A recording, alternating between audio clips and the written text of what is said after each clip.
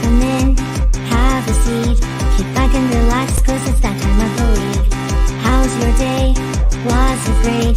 Well, it'll get better with Otalku Cafe.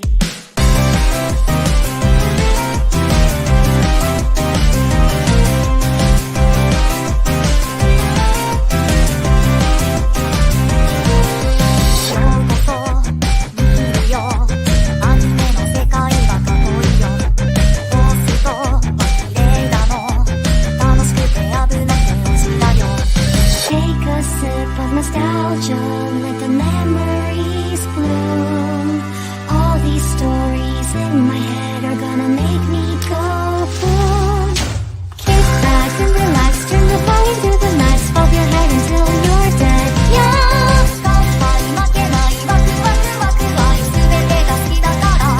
Yeah. Kick back and relax, turn the volume to the max, bob your head until you're dead. Yeah.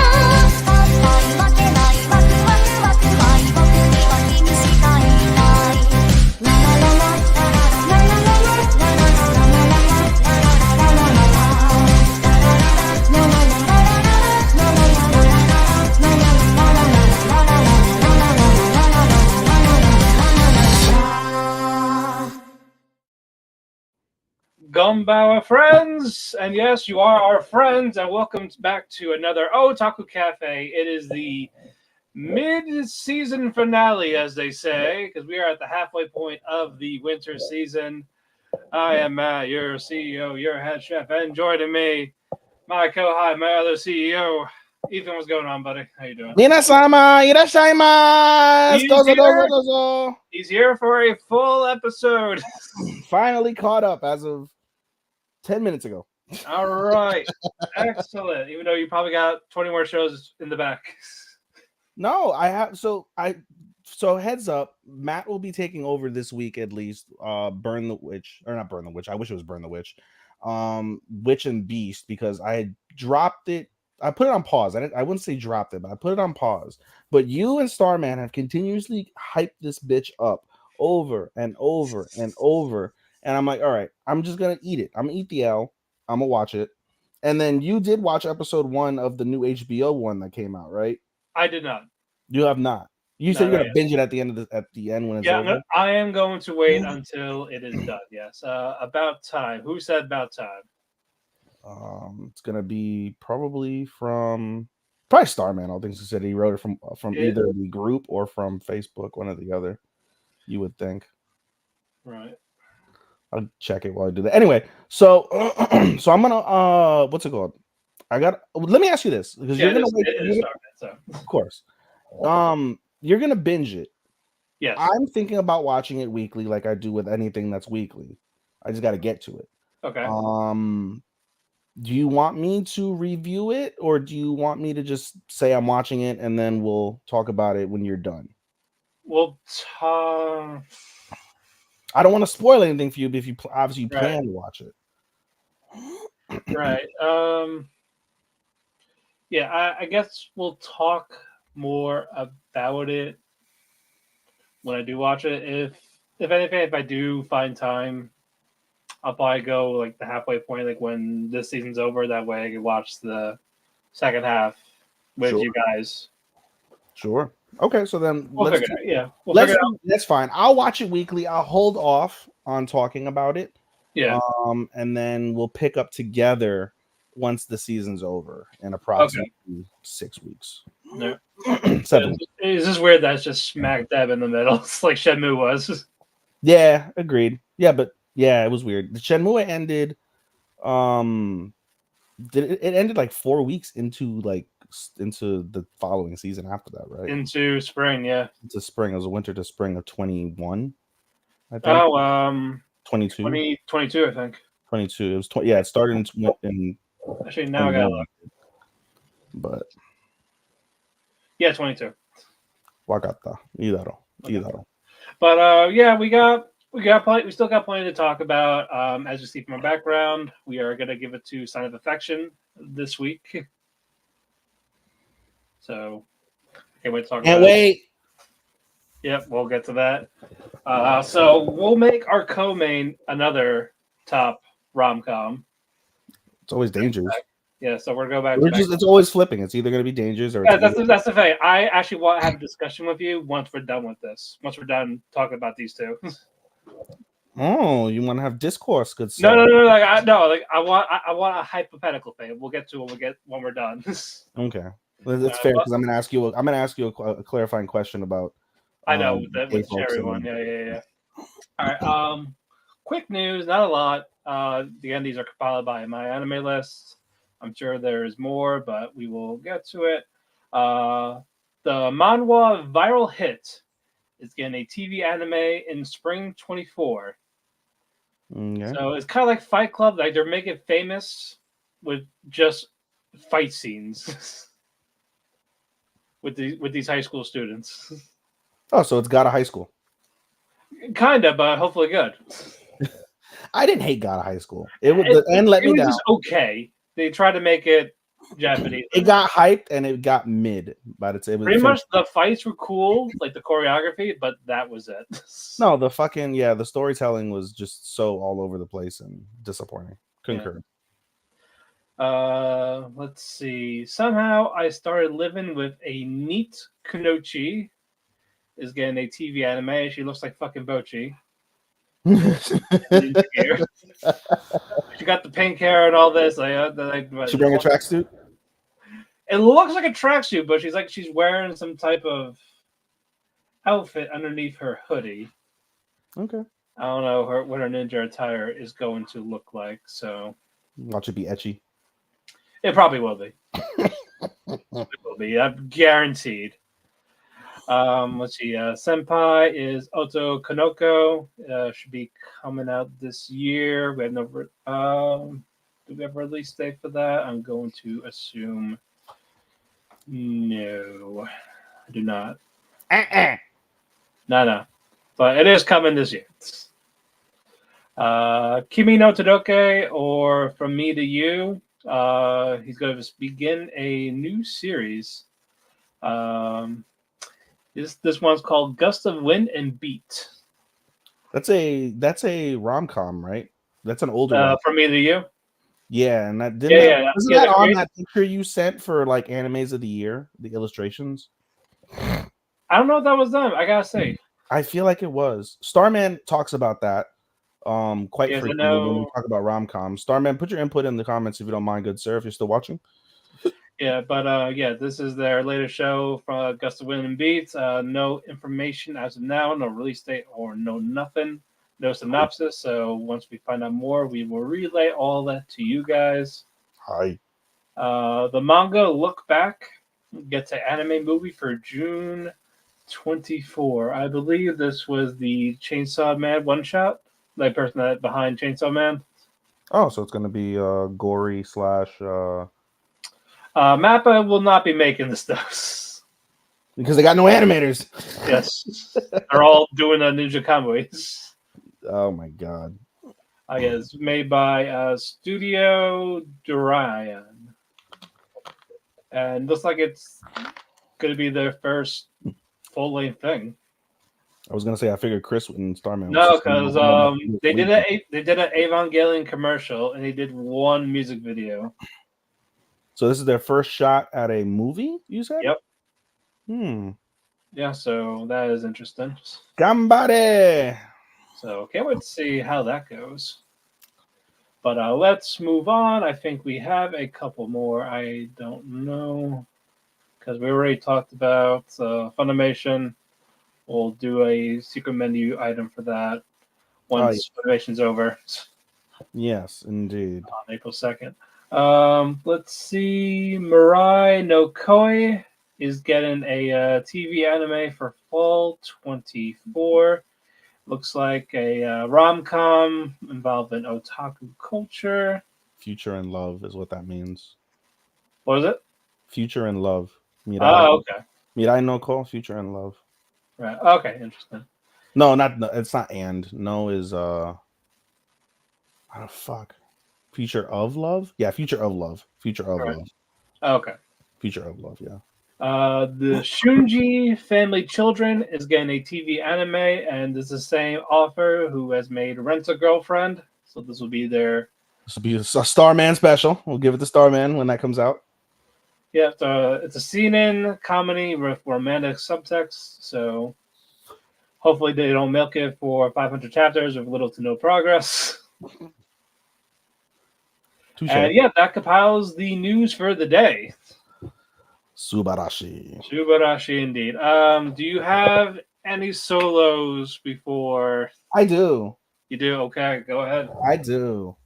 I'm on my gay flow since I've seen fucking Cherry Magic. Let's start off with Cherry Magic. Okay. And Super fresh. I have discourse to discuss with you surrounding this. Okay. Actually, let me put I'm gonna put wait, did you change? Oh no, we have it as under shared. Let me move this. Which and be actually no, I'll leave it there. That's fine. Whatever. Anyway, all right, we'll start with Cherry Magic. Let me ask you something, Matt. Okay. So first off, actually, let me backtrack. I haven't been on the show consistently for several weeks, as everybody knows. And when I have been on the show, I've only discussed our shareds. I feel like it's improper for me to give a complete like episodic review like we normally would. So I'm just gonna give a high level recap of the last like few episodes that I caught up on because all my solos, there was a couple solos where freaking I was like a full month behind. So I'm not going to sit here and give you 4 episodic recaps. I'm just going to give you high levels of where we're at. And then starting next show, I'll go on with the episodic recap. But in any case, Cherry Magic, let me ask you something before I go over the review.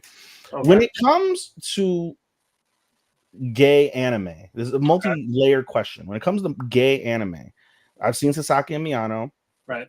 I've seen Adachi and Shimamura. Yeah. From the lesbian standpoint. And that's really it. You've seen Given, and you've seen the one movie that Straight from the Shore. I've seen Yuri on Ice. I've seen. Is there a at least in the 2 that I've seen, and now in Cherry Magic number 3, is there a prevalence for the for lack of a better term, is there because I don't remember the Japanese term, is there a prevalence of the top to be really jealous and aggressive in all? Is that a trope in gay anime, in yaoi anime? Depends on the person. Okay. But for the commonly, yes, but there usually are times when the UK or bottom can be a jealous type, or I don't know if that's the right. I know they get more easily flustered compared to the top. For sure, and that's exactly what happens with Adachi and Kurosawa in here. Adachi is our bottom, and Kurosawa is our top. And so we see in the episode, and we see consistently throughout the season, just how jealous. But yeah, the top more or less tends to be a little more jealous compared to the bottom. Now, in gay culture in real life, is that the case?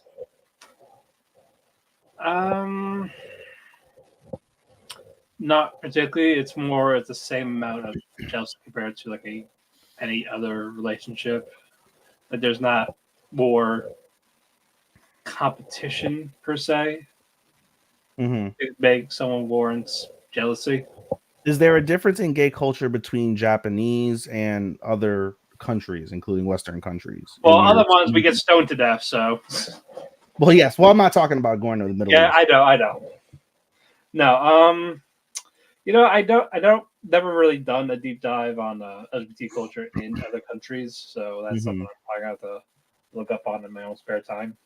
I'm just curious. I noticed these things as I was watching Cherry Magic, and I was like, okay, so I was like, is this a common trope? And then I just wanted to get your perspective. I think it's fair if we had someone from a member of the community that lives in Japan and all that we would want to talk about. Ernie! That's not Ernie. No. Okay, so anyway. I continue. So I've caught up on Cherry Magic, as I've said. We're at the point now. Episodes 5 and 6 were actually, like I said, super solid. When it's all said and done, basically in episode 6, Kurosawa and Adachi managed to confess their feelings to each other. So we're at the midway point of the season. They've confessed their feelings to each other.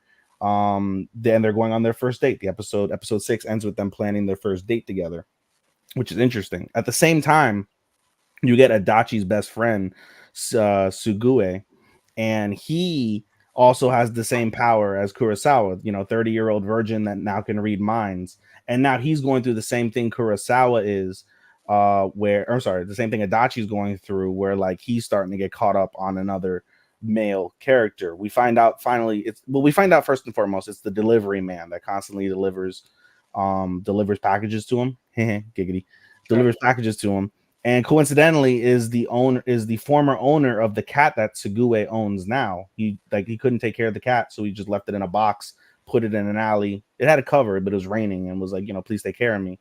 So then what's it called? He took it in, and now what's it called? And now it's his cat, and now they're getting closer.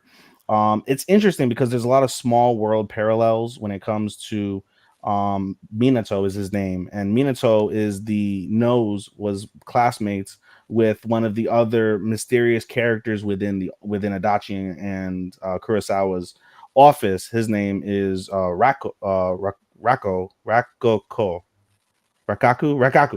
is his name. And so they also share similarities. So there's like a whole like little universe involving these 6 boys or 5 boys basically. We also see kind of like an opposite polar effect where you have Adachi being like a bottom and you see Sugue emulating like a top type of thing. Meanwhile you get like Kurosawa,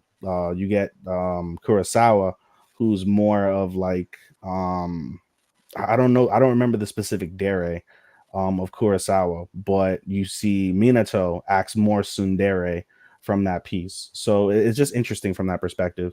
We also see hilarity with the woman in the office, Fujisaki, I believe is her name, Fujisaki. And she, through hilarious misunderstandings, has given Adachi the impression that she likes him. But Fujisaki is a Fujoshi who absolutely loves anything like gay romance and is on to Kurosawa and Adachi that they're both gay and they're like, they're with each other. So some interesting parallels from that perspective. So it's not bad by any stretch of the imagination. I certainly prefer what's it called, Sasaki and Miyano more as a gay anime. This would probably go above Adachi and Shimamura, despite the fact that I still prefer lesbian anime for whatever reason over yaoi anime, just whatever, personal preference. But in any case, yeah, that's my recap for Cherry Magic. We move on. Let's go with one that Starman has consistently talked about on this series. We get Ragna Crimson. I don't know where he left off the last time, and I believe also Chris talks about this fairly frequently. Ragna Crimson. Basically, I can give a episodic review for this one since they both have been covering it while I've been gone. But basically, we get to the point where we get a battle between what's his dick? I don't remember the damn names now since I don't have this shit in front of me and I don't fucking thread it normally. We have Ragna, and then we have the big Taratecta.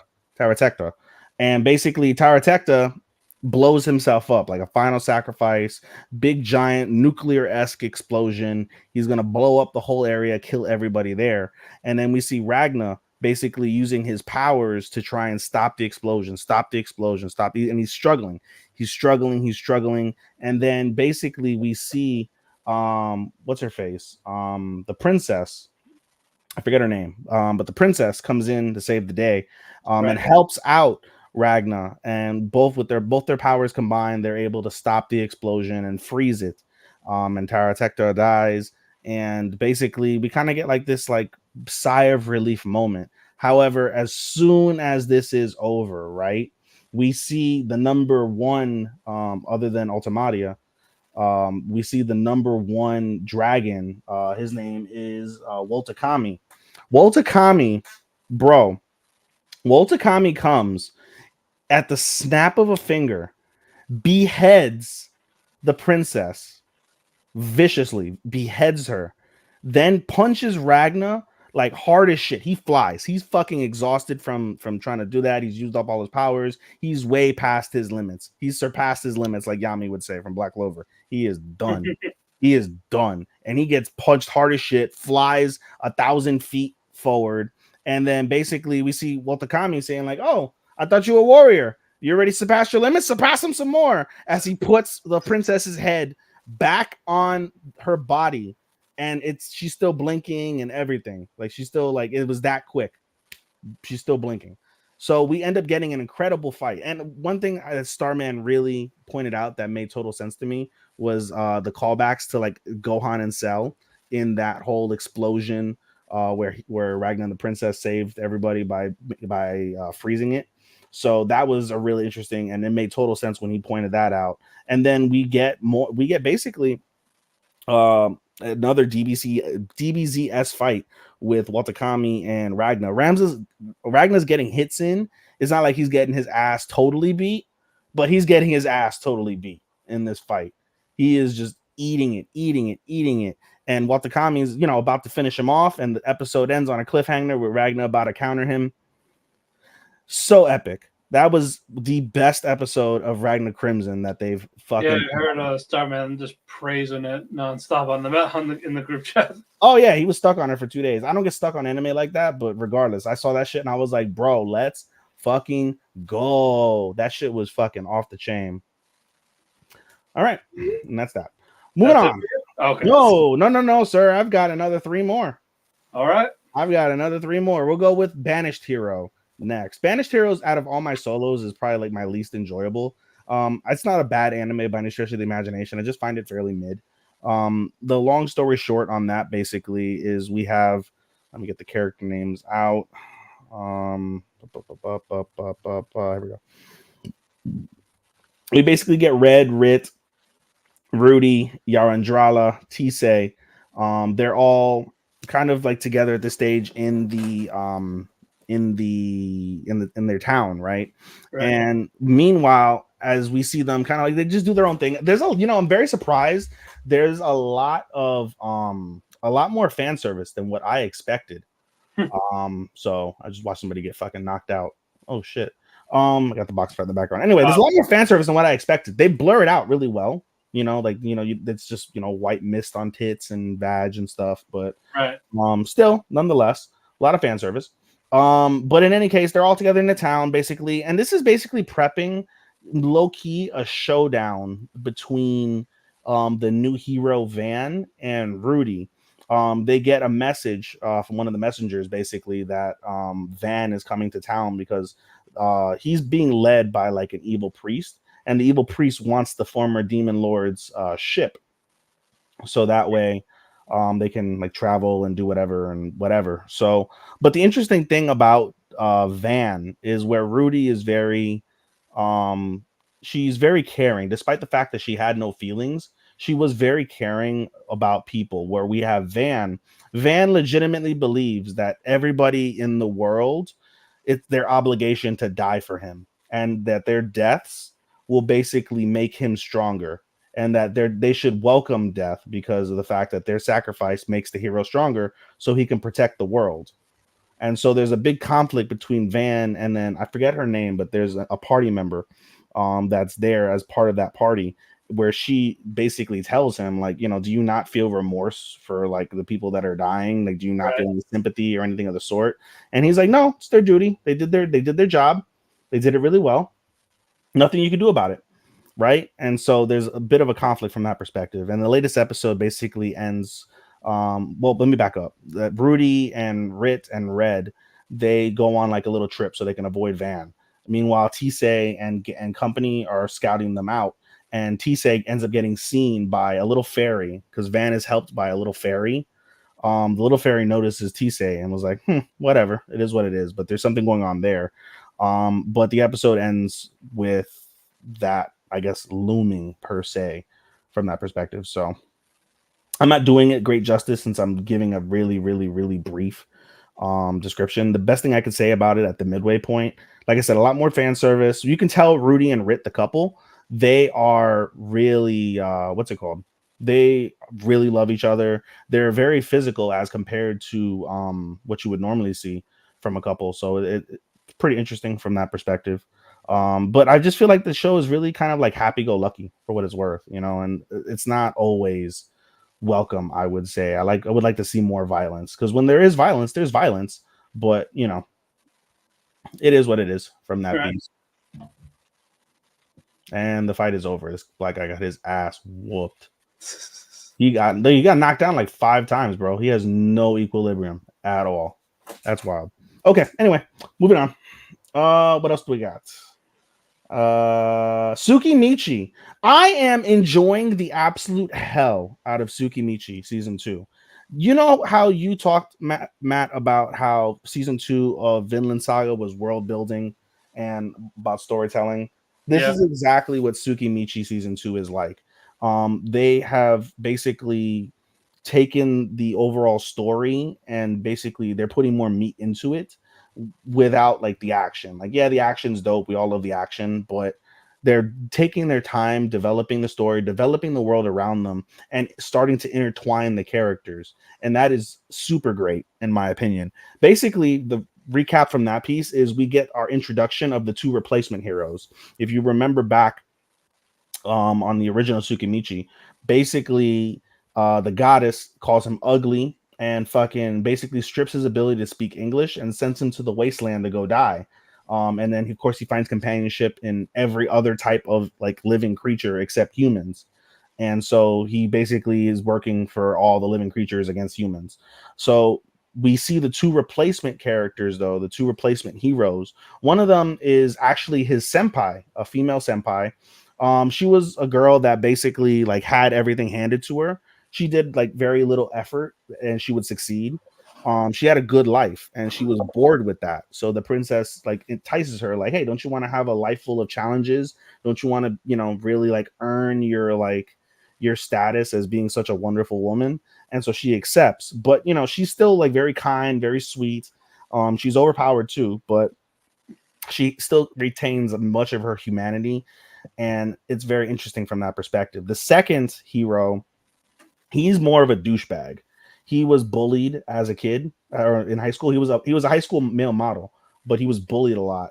And so when he was like, "Oh, I wish I can go to some place where like I could like live in a fantasy, da da da da, whatever the case may be," he gets called in and he gets overpowered. He even asks for more to even become even more overpowered, but he becomes very quickly really drunk on his power. He's aware of it and he uses it in like negative connotations. So it's interesting. Now they take the 2 characters and they start intertwining the 2 top maidens, basically, of Makoto, who is from Tsukimichi, the main guy that we're talking about, the MC. So we see the one male hero. He meets up with Tomoe, who is of course the dragon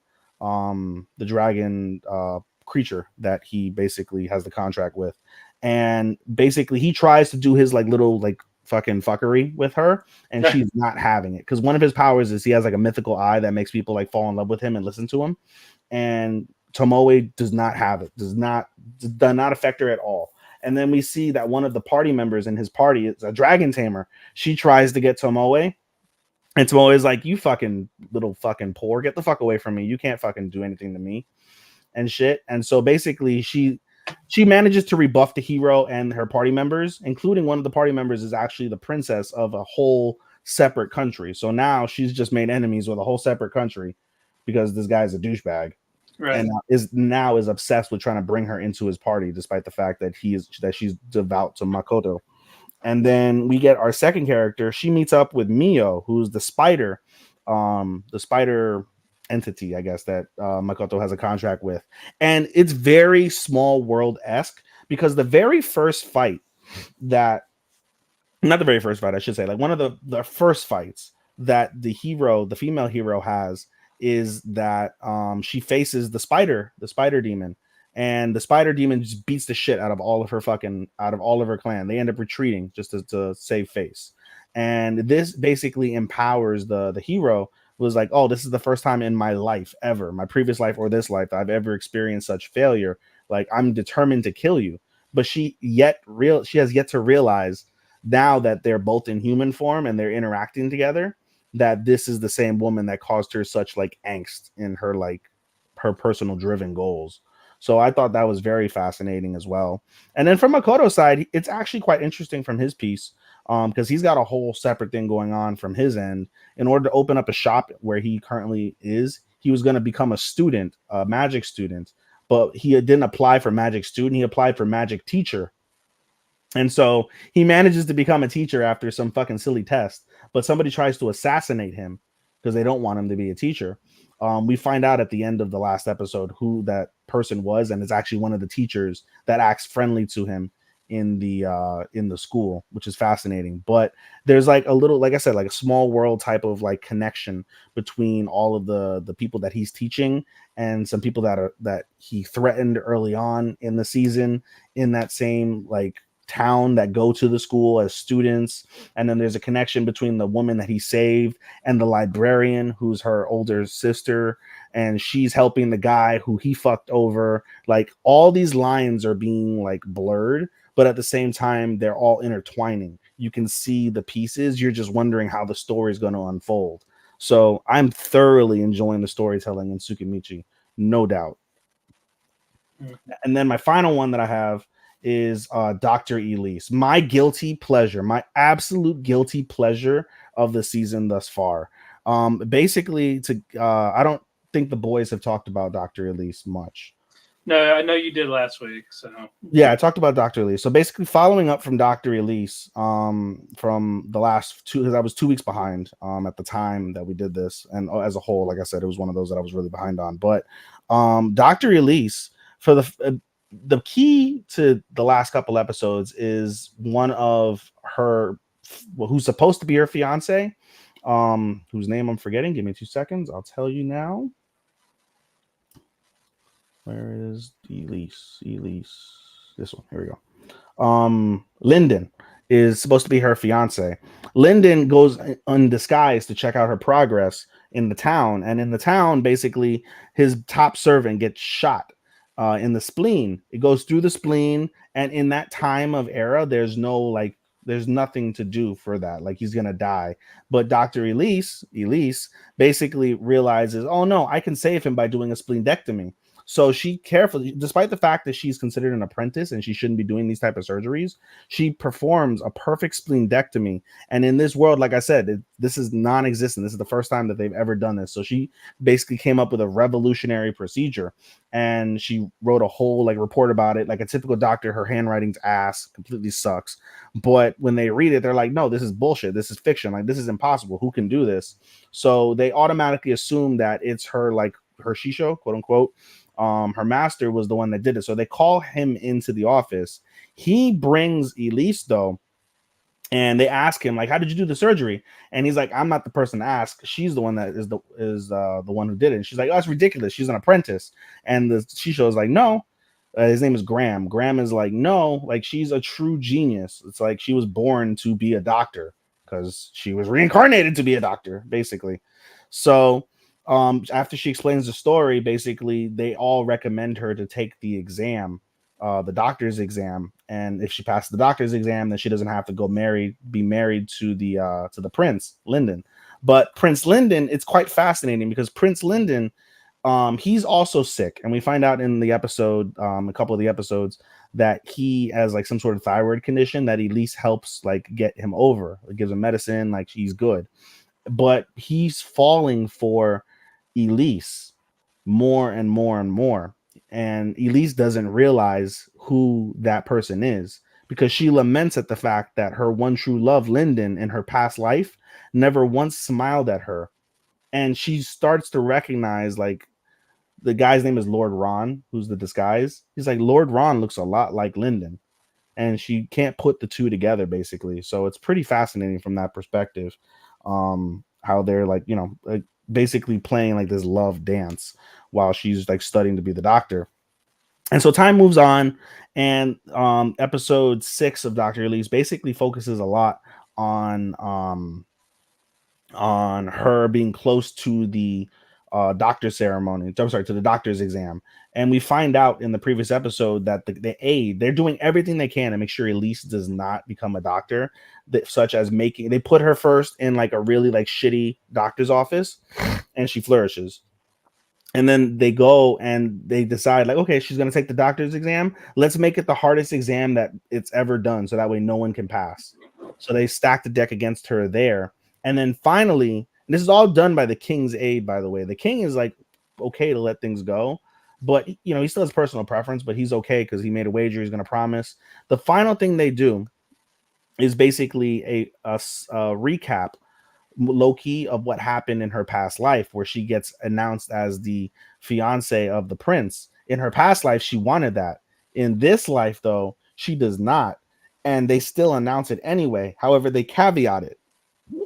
Excuse me. They say that when she comes of age, because she's 17 now, so their age limit is 18. When she comes of age, we will announce formally who his princess to be is going to be. And so Elise is shocked because she's like, we had this wager. If I pass the doctor's exam before I come of age, I can be a doctor. I won't be the princess. So basically, the king calls her in. They have the discourse about what exactly is going on, and basically says like, hey, listen, the wager's still on because I'm a man of my word. My personal preference, though, is for you to become my daughter, become the princess of the kingdom, and eventually become queen one day. So, what do you think about canceling the wager? And so Elise is like shocked and a little angered, but she is thinking about it because one of the questions that's posed prior to that wager cancellation question being asked is the aide is saying like, hey, you're already thinking of what you're gonna be like once you pass. Have you thought about what do you even want to accomplish being a doctor? And Elise is like, okay, no matter what I do, it's not gonna matter. Like I need to like do something major for them to respect the work and effort that I'm putting in because I want to be a doctor. So again, it's one of my guilty pleasures. Absolutely love Dr. Elise because I get legitimate like medical like knowledge, and I get a love story, and I get a little fantasy involving like, you know, various kingdoms and things of that nature. So one of my favorites, guilty pleasure. Okay. I'm done. That's it for you. All right. I will try to make this as quick as possible. Sengoku Yoko was going to be my first one for episode 6. Very solid in the first half when we got a little bit of Tama's backstory, the little fox girl. First, we found out she fucking loves sake, and the guy named Doran has a shit ton because of the fucking yokai that he helped out. Like, this is the reward. So great, awesome. And now fucking Tama wants all of it, but it's like, no, you can't have it. So it's all for me. So it's a drinking contest. It's her group and then him telling stories to the sake. We get the reveal of Tama she loves her sake because of her adoptive human father, who happens to be Jinka's real dad. So Tama and Jinka related, like adoption wise, like, but not really adopted. But now the question begs is what happened to Jinka? Why wasn't Jinka living with his father? Why do you have Kadawara raise him in the woods? So it's the stuff that we don't know. Also, a little funny thing with Shakugan, one of the other girls in that party, she outdrank everybody. Everyone's out. She's just like, let's keep going. Let's fucking go. I'm ready to go. Second half, this was very rushed. Tama was in the village of where the battery was up. A creature named Fuko was talking to her. Basically saying to Tama, like, hey, we can let you pass and all this. Like, don't you just want things to be back to where they were? No pain, none of this, everything. Aren't you lonely? Like, yeah, she knows that her time with Jinka's dad was short, given her lifespan, but it's integral to who she is. Like, she's not gonna live in the past. He would want her to move forward. So it's definitely a lonely existence Fuko, but she was able to free him of that loneliness. And while that fight's going on, Jinka was fighting an assassin, and Jinka, yeah, he won, but it was kind of barely. So he needs to fucking level up. Again, good first half. Second half, it was just okay. Little Rush could have been better. The show itself was just okay, but I thought I was going to pause it. I was like, you know what, fuck it. I'm here now. Sure. Chain Soldier. So definitely some edginess. But before we get to that, Tenka from Squadron 6, she took care of this demi-human Shiki thing really quickly with her teleportation ability. everyone goes home. Heroes to save the day. Squad 6, they go home, and for the man's reward, since he had 2 masters that combine power, he gets 2 girls to reward him, and the award for this is that they both stripped. They get in front of him, and they basically pepper him with a. They all share a bath together. So that was the award. So okay, cool. The person that she was fighting escaped back to the lair. Like, oh yeah, so by the way, I got some info for you. We don't tell you what it is. Like, okay, fine, whatever. But anywho, Kyoka, Himari, and hold on, what's this fucking what's Slave Boy's name?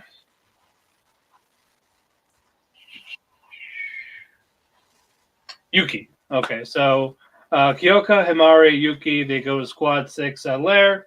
Yuki's going to clean up while Kyoka and Tenka have a meeting together. Himari, I believe, is somewhere else. The girls from Squad 6, hold on. That whatever Adam series is? What Adam series? Here, let me refresh. I'm trying to get my Japanese keyboard so I can respond to Ernie and say Goki Kenyo. It's still Ernie. Okay, but what you call it? As Yuki was cleaning up Squad 6 lair, he sees a half-naked Sahara laying down on the couch, little Patsu shots.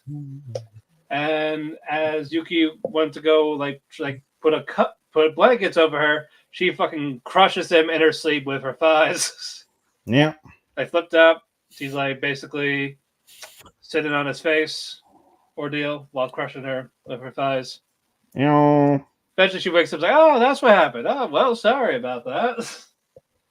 And as she goes to Yachijo's room to clean up, and you see it's just nothing but posters of her older sister, Himari. And Yuki's just like, I'm going to close this door. So that happens. Kyoka and Tenka, they're talking. Oh, great. Thanks for the meeting. Anything else to discuss? And Tenka's like, hey, by the way, your slave boy, let me have him. And that was the cliffhanger for that one. Not a bad episode, but just nothing particularly happened after the little battle where we left off from the previous episode. But you know what? It's fine. The beggars can't be choosers. Moving on. We had no Mashal, so sad. Rip. Yeah, so yeah. I saw episode 2. What? I saw episode 2. Of season 1? Yeah.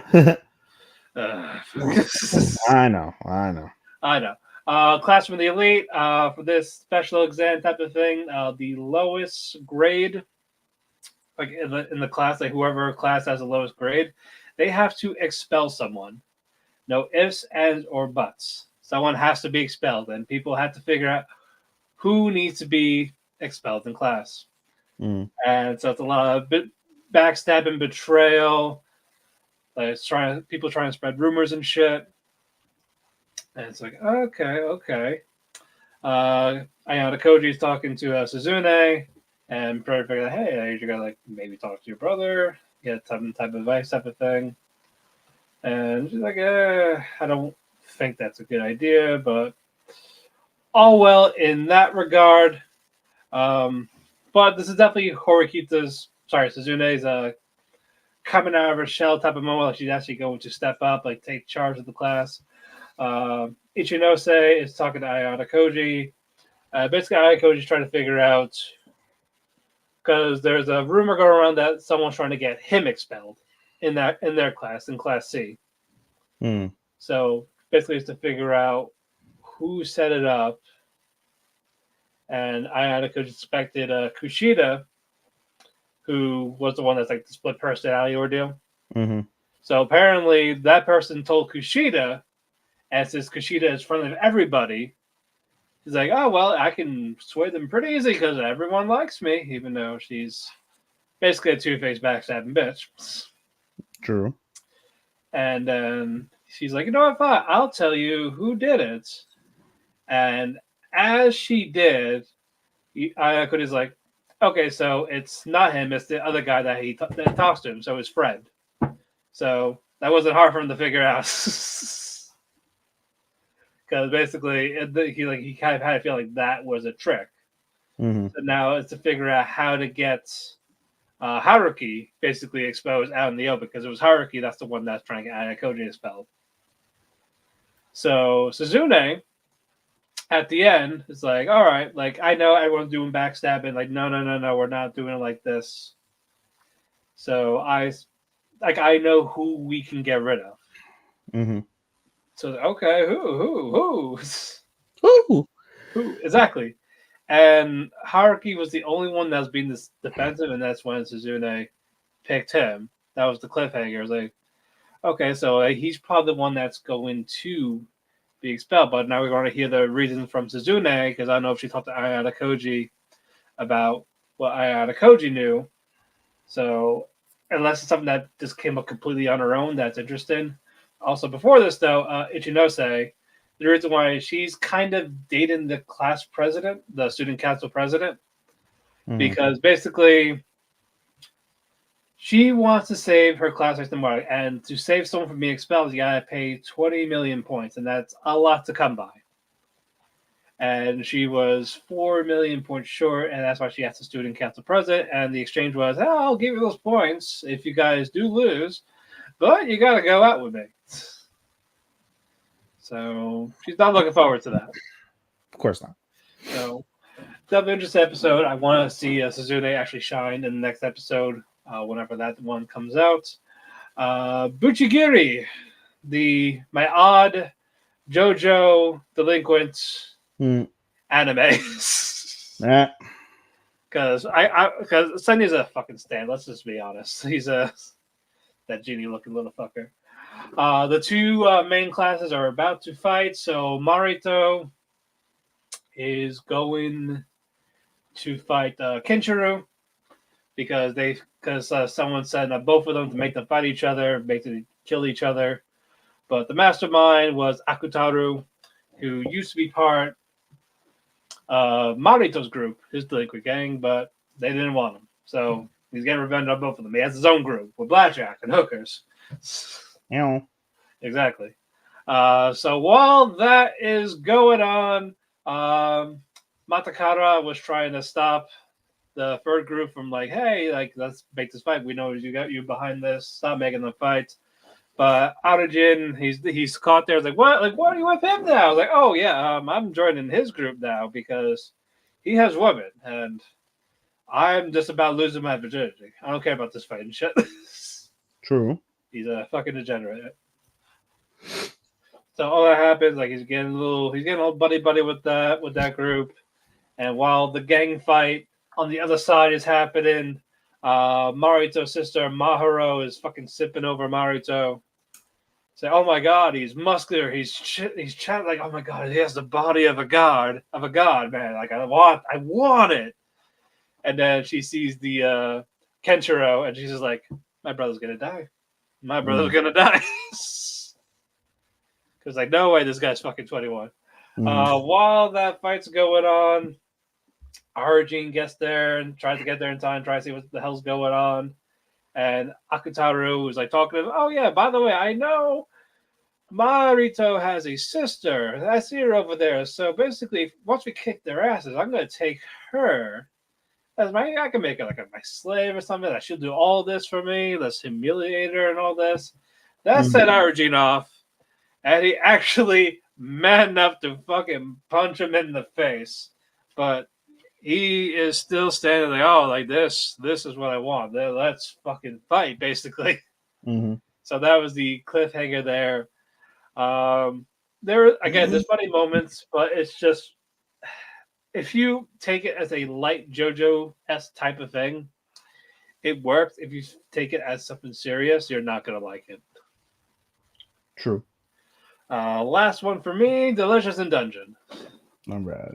They're at the fourth lower level of the dungeon, but to get across, they have to rely on magic to walk on water.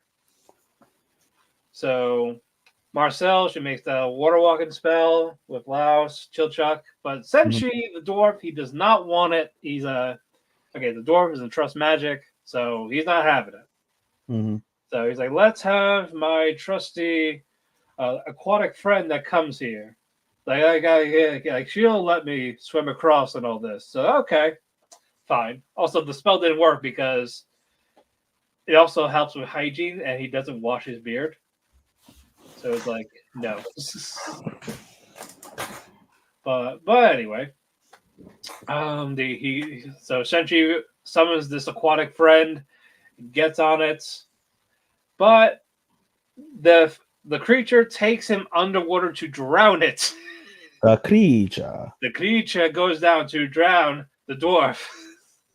So basically, he's like, "Oh yeah, like she wouldn't do this. We've been friends for so long. No, like, you cannot trust these animals, these creatures down here in this dungeon."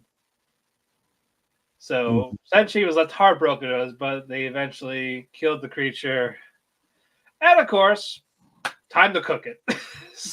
Yes, because we got to eat everything. You gotta eat everything. You gotta eat. It saves money. You got to eat. They got to eat, but unfortunately, there was a parasite in it, and Lau was like, "You know what? I'm gonna eat it raw. It can't be that bad, but Senshi says, if you cook it all the way through, you'll be fine." Projectile rainbow vomit incoming. No, you don't see that. You don't see the vomit. Oh, okay. Yeah, but he does get sick because of the raw parasite. It's like, well, that's your fault, you fucking dumbass. This is why you don't eat everything. Yep, that's why you just let Senshi cook it all for you. But while it was going on, we had a nice little sweet moment with Marcel and Senshi. Marcel took the fat from the creature to make soap. So basically, to help him like wash his beard, like, hey, I know you're really going to do this, but I made this for you. So Senshi's like, you know what? You've done this for me. It's a gift to me. I'm going to use it for you. Basically, I'm gonna treasure this gift. So he cleans up. He's all nice. He's all nicely clean and all this, and now he's able to walk on water. Like he's actually getting comfortable with magic. Like I guess it's how he uses. So really nice moment from that aspect. So yeah, definitely funny moments. And Senshi, this is more about Senshi and Marcel like bonding together, and Senshi just kind of not being less hectic with magic being used. So I like that. That is nice. And I believe that is it with me. Woo! All right, so let's just get to it. Woo! Let's get to high card. I'm enjoying high card, dude. It's good. No, it's good. This is so much better than season 2 or 1 rather. Yeah, because we actually get development from these people. Yeah. Because we in season 1 we had none of that except for Chris. Basically. But yeah, this is a Wendy episode, so we're probably getting like herself and not just her, me, myself, and Irene sword. But true. So I'm happy with that. Yeah, Wendy, you see what happened like after High Car got suspended. She's depressed. She's basically drinking. And of course, fucking Chelsea kicks down the door, like, "Hey, I need you to hide a fugitive for me." Yeah, I have this friend. She's in jail. Don't worry. Like, she left jail, killed her dad. Big deal. But we're all girls, so you gotta help us out. We don't know that until later on. I know, but I'm saying like, so like he's dead. We're girls, so you gotta help us. You had no say. So we're going. When girls need help, girls get other girls. Exactly. Who run the world? Girls. Who run the world? Girls. Who run them? All right, anyway. But anyway, yeah, this is about Wendy really not want to use her card anymore because last time she used it, she fucked everything up. Yep. But it is nice to see Chelsea. I didn't realize Chelsea had thigh tattoos. I was like, wow, that's a pleasant addition. Right. Do we remember the little Chloe. girl's name? It was Chloe? Chloe. Okay. Yeah, they're helping out Chloe. And Chloe's deal was wherever she touched it died, or was it objects? I think it's just objects. Yeah, because every time she touches an object, it breaks. Or dies. Yeah. And of course, it got a drunk guy pissed off until fucking Wendy judo froze him and just beats the shit out of a pool stick. I think it was a mop stick. Mop stick, sorry. It was a mop. Yeah, it was a fucking mop stick. Yeah, I thought they grabbed someone from the pool table too, but okay. Well, anyway, they beat the guy off. Oh, they beat the guy off. Yeah. They gotta help beat the guy. They gotta help beat the 3 girls beat 1 guy off, huh? Wow, that's a lucky guy. They beat him down. There we go. Stop it. Phrasing, my friend. Phrasing. Yes, you, bro, like you walked into the glass door on that one. I did. They stole his wallet in the night, took his car keys. Wow, that's no, an they didn't do anything. No. Someone said go on. Go on. What, you need more? I think it's Ernie. Ernie's the only one watching us right now. But we had a nice heart-to-heart moment with Wendy and Chloe about their cards. Mm-hmm. It's like, hey, man, I wish I had your card because I fucking hate mine. For real. Yeah, because, it was like a person pusher that she can't control it. She's not strong enough. They made a vow. Let's be stronger together. But it's interesting. It's so interesting that you can't switch cards. Like, you'd be like, oh, you don't want your card? Here, I'll take it. Here, take mine. Yeah, it's like they have to be beaten to like lose their card. It's like what, Harry Potter and the fucking Elder One? I guess. I guess. I suppose, right? Yeah. But as they were about to hit the road, this next villain comes in. She has a shadow ability. Of course she fucking does. Yep. Basically, the shadows grab the people, throw them around. Weak to light, obviously. So Chelsea just turns on the headlights of the car. Chloe's about to fucking almost die. Then Wendy's like, you know what? Fuck this. Before that, she's like drowning in the shadows. Shadows. Yep, drowning in the shadows. And her alter ego's like, you need me. It's a girls' party after all, and I'm a girl. Exactly. So she jumps out of this. She's now psycho bitch. She's Harley Quinn. And just starts slicing, dicing, kills her. And she's about to go to the other girls there. It's like, you know what? I could kill you, but Wendy's mad at me. I guess I'll turn back. No, she didn't kill her. She didn't kill the other girl. She fucking stabbed her and then knocked her unconscious because the other girl got arrested. I was right. She used the butt of the sword, like knock her out instead of. No, she didn't even. She put the edge of the sword like to her neck and she fainted from fear. Oh, okay. I thought she was hit with the butt of the sword and just knocked her out. But no, she's out. When she looked like she was about to go kill her friends, but no, I was like, no, Wendy's mad at me. Turns back to normal. But as that happens, cops show up. And Detective Sugar is just like, you know what? You're a high-collar employee. I ain't taking chances. So pulls the gun out. Bro, you're under arrest. She's the biggest like detective cockblock ever. Exactly. So again, nice episode. If Wendy could just never transform again. But this is the first. I don't mind this because this is the first time that she's transformed and not caused brutal chaos. I mean, she did, but like not like it wasn't like I'm gonna go kill my friends, my allies. Yeah, no, she saw the little girl and was just like, what? Damn, I'd really be a fucking monster if I killed you, huh? Let's not do that. Like, I want to be on her good graces. I'll kill again, though. I'll be Bach. Exactly, I'll be Bach. But not bad though. Let us go with Tomazaki. It's test time with Tomazaki. His next tasks. Yeah. He has to take pictures of the friends in various things. I find it a little creepy, not gonna lie. That is very creepy. Not gonna lie. Especially the one with Minami. Yeah. Also, the school festival thing it's a play, original play actually. That he suggested. Yep. So basically, Fuka gonna write the screenplay. Yep. He reads the screenplay, an incomplete screenplay, which I have a sneaky suspicion that screenplay that he selected and she wrote that she didn't mean for him to see was like her being able to try and orate her feelings about him. Probably. And now it's like, oh shit, now that you picked it, I'm gonna have to write it. I have to write an ending because it's an open-ended story. So I'm curious. I'm curious about that. But the first test was take a picture of Minami eating ramen. In this episode, I should say, because the very first one was to get a picture of the boys. Oh, sorry, get a picture of the boys. Yep. And we learned in that episode and subsequently this episode, he can't take a picture for shit. Well, we already talked about last week's episode, but yeah, well, I wasn't. I know, but yeah, very awful with the picture, especially with Minami all blurry, like he was like moving the camera. Yep. And she sends them to Aoi, and Aoi's just like, "Can you just take a fucking picture? You don't know how to take a picture." They should start with selfie. Start with selfie and then go from there. Yeah, then she's like, "It's fine, I guess. It's fine." And then in the second one, she has to have Hanabi or Tama make a funny face. And she made like a fucking like Jay Leno jaw face. Yeah, and then before that, Aoi just hit Tomazaki like this death glare. You know what to do. You're like, yeah, you now don't fuck up. No blurriness. For real.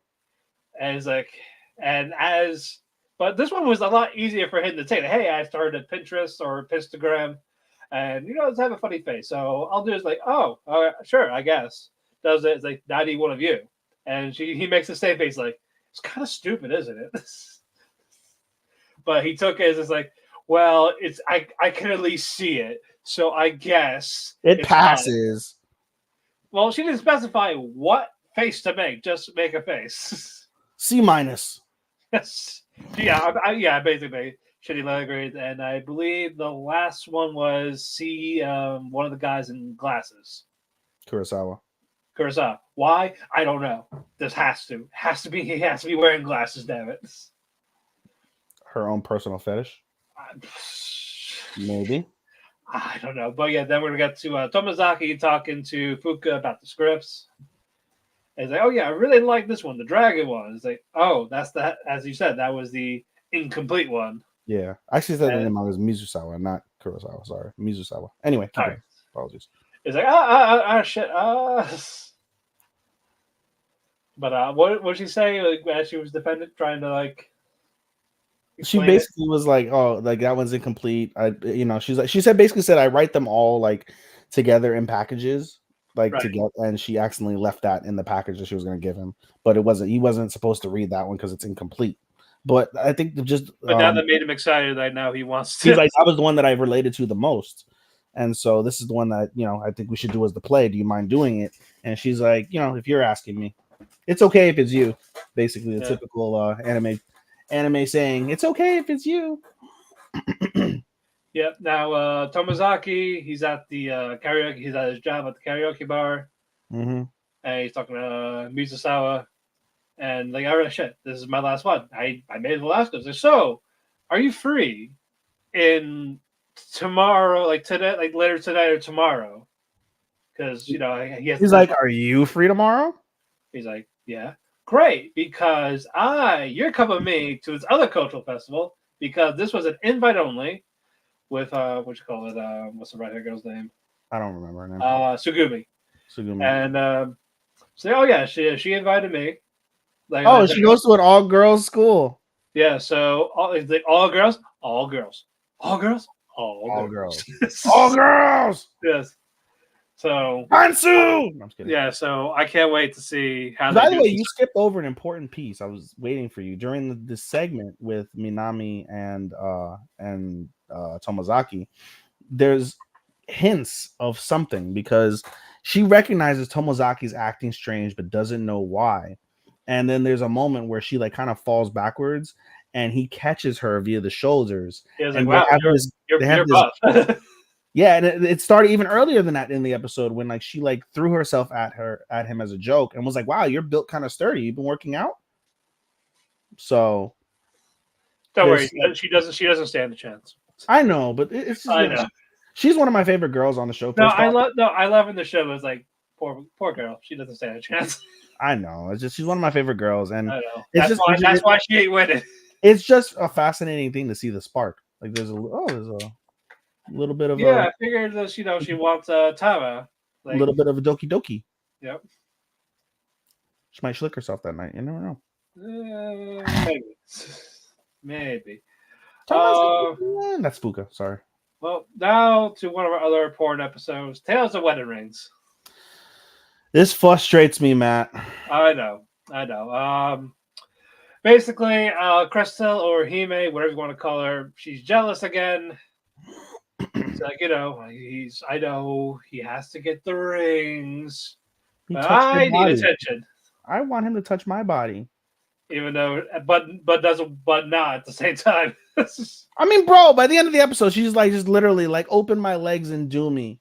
I And want now to Sarge's like, and then yeah, she's like, I feel better because I really didn't want to, so I felt obligated to. So Oh my god. You know what's happening? All those snowflake girls are like, yes, this is the way men should be. You should wait as long as humanly possible. Fuck out of here. Fuck out of here. Anyway. yeah, but what you call it? Nefarious. She also tried. I always like to call her Nefertiti from like the same thing like I said last week from like Egyptian culture. Anyway. But the elf girl, she was trying to give Haruto like like a little pump up, and she was hoping it would lead to sex. But Haruto's like, I know what I must do. She's like, you could have groped me. You could have. Take me now. And Bud's like, nope, not interested. I believe in Christianity. So it's time for the rematch with Grenard. But round one or round two per se gets postponed because a guy who fought her before him got mad. Oh, it's the Ring King. I guess he's gonna win. Fuck it. I want to fuck the cat. I want to fuck a Neko. So he sees one of the Abyss Raids on the floor. He's corrupted, surrounded by fire. Fire. So they separate the carts. And of course, fucking cat people are strong as hell in this. Yep. Even though the swords melt, they're able to make it through with teamwork, with the Wind Ring, and Grenard with her tenacity. Beats it, gets the ring, the Abyss Ring. Now Grenard's like, oh, you're worthy. Let's do this now. We don't have to fight. It doesn't make you any less of a man. And then Sato's like, oh, yes, it does. So we need to fight. Fight happens. Haruto's getting his ass kicked. And then Crystal's like, if you win, I'll have sex with you. Yep.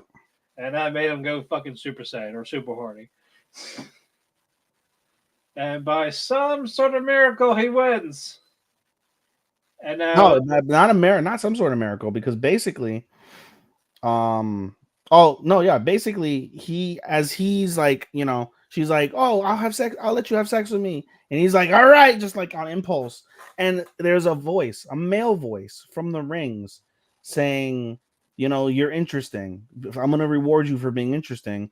I'll help you like determine her next move. And he's like, but that's using the ring power. That's what I don't want to do. And he's like, no, this is my power, not the girl's power. So think of it as a reward for your ambition. yes, And basically, for your horniness. yeah, basically as she attacks, she disappears, and he's like, she disappears, and the voice tells him, look up. And then that's how he's able to fucking defeat her by reading. Basically gave him like the rudest ability with the eyes. Yeah, low key for like one move. Yeah, and now Grenard lost. I finally lost. Let's get to baby making right now. Yeah, she was horny. She lost. Floodgates opened. Yep, like finally. Take me. Yeah, like no, I have to fuck someone else. If you excuse me. Yes, she gets first dibs on yes, because the deal's a deal. Yep. Yep. Oh, she's naked. He's on the bed with her. He's cupping a titty, and he passed out. Too exhausted. Well, cupping the titty. Yeah, and Crystal's like, oh, thank God. I didn't want to fuck him anyway. I got to admit, this is one of the, this show does tits really, really well. These are probably some of the most high quality tits you'll see in like a hentai or a ecchi type of show. Right. Never seen tits done like that. Magnificent tits. Well, I can't wait till he gets to change soldier. Ooh. But anyway, they don't fuck. As he wakes up, Fucking cat girl, everyone's up like, hey, gonna have a party. Yep. So you get the party, get the banquet. Crystal chugs the wine. Because she's jealous. Yep. It's like, all right, we're gonna do it for real now. Right now. Right now? Right now. So gets in the bed. Then again, Santa's like, this doesn't feel right. I can't do it. I can't do it in this. Now it's he moved the goalpost. Now I can't do it in this world. I want to go back home and do it. Like it's gonna fucking matter. Yeah. Like it's strange here. There's elves, cats, a fucking manatee over there. Like, no, I can't do it. We gotta do it normal human sex. That's how we're gonna go. So then he should be fucking the elf and the fucking cat girl. Right. But No sound. I heard no sound, sir. No, hold on. Fuck these elves. No, but yeah, so if that's the case, okay, then fuck the cat girl and fuck the elf. Yeah. Yeah, and now that fucking cat girl comes in and she's all like, I can't take it, take me down. Like she's about to violate instead of an incense, they fucking catnip. They fucking lit catnip. Yeah, and so now she lost to two girls with this vase in the back of the head. Yeah, it was fucking funny. I was like, that's all it fucking took. That was funny. No, but like I wrote this, just it frustrates me because it's like, all right, like you want the guy to fucking like maintain his chastity, despite the fact that the raunchier he gets with his fucking wives, the more power he's gonna get. Yeah, like literally, if he would have fucked any or all three of the girls, you know how OP he would be? Till the next girl, but yes. Sure, yeah, but still, he would have defeated that fucking demon, all those demon like fucking challenges he's been facing with the black rings. He would have defeated them, no problem, no assistance. If he literally had sex. I mean, bro, at least give him a blowjob. Like the most he's done is grab a titty. He got the fondles and titties. I mean, he's ahead of Denji, but still. Like I said, unless they fuck, they main event any shows. Shaking my head. But that's never gonna happen. Shaking my head. Yeah, shaking my head. Moving on, Metallic Rouge. I can't get into this as much because I'm watching it in English. It doesn't hit me the same. It's still a good show. It doesn't hit the same for me. It's decreasing for me. Yeah. The very little story is what's tuning me out. It's not a really good story, no. No, it's not. Great visuals, great music.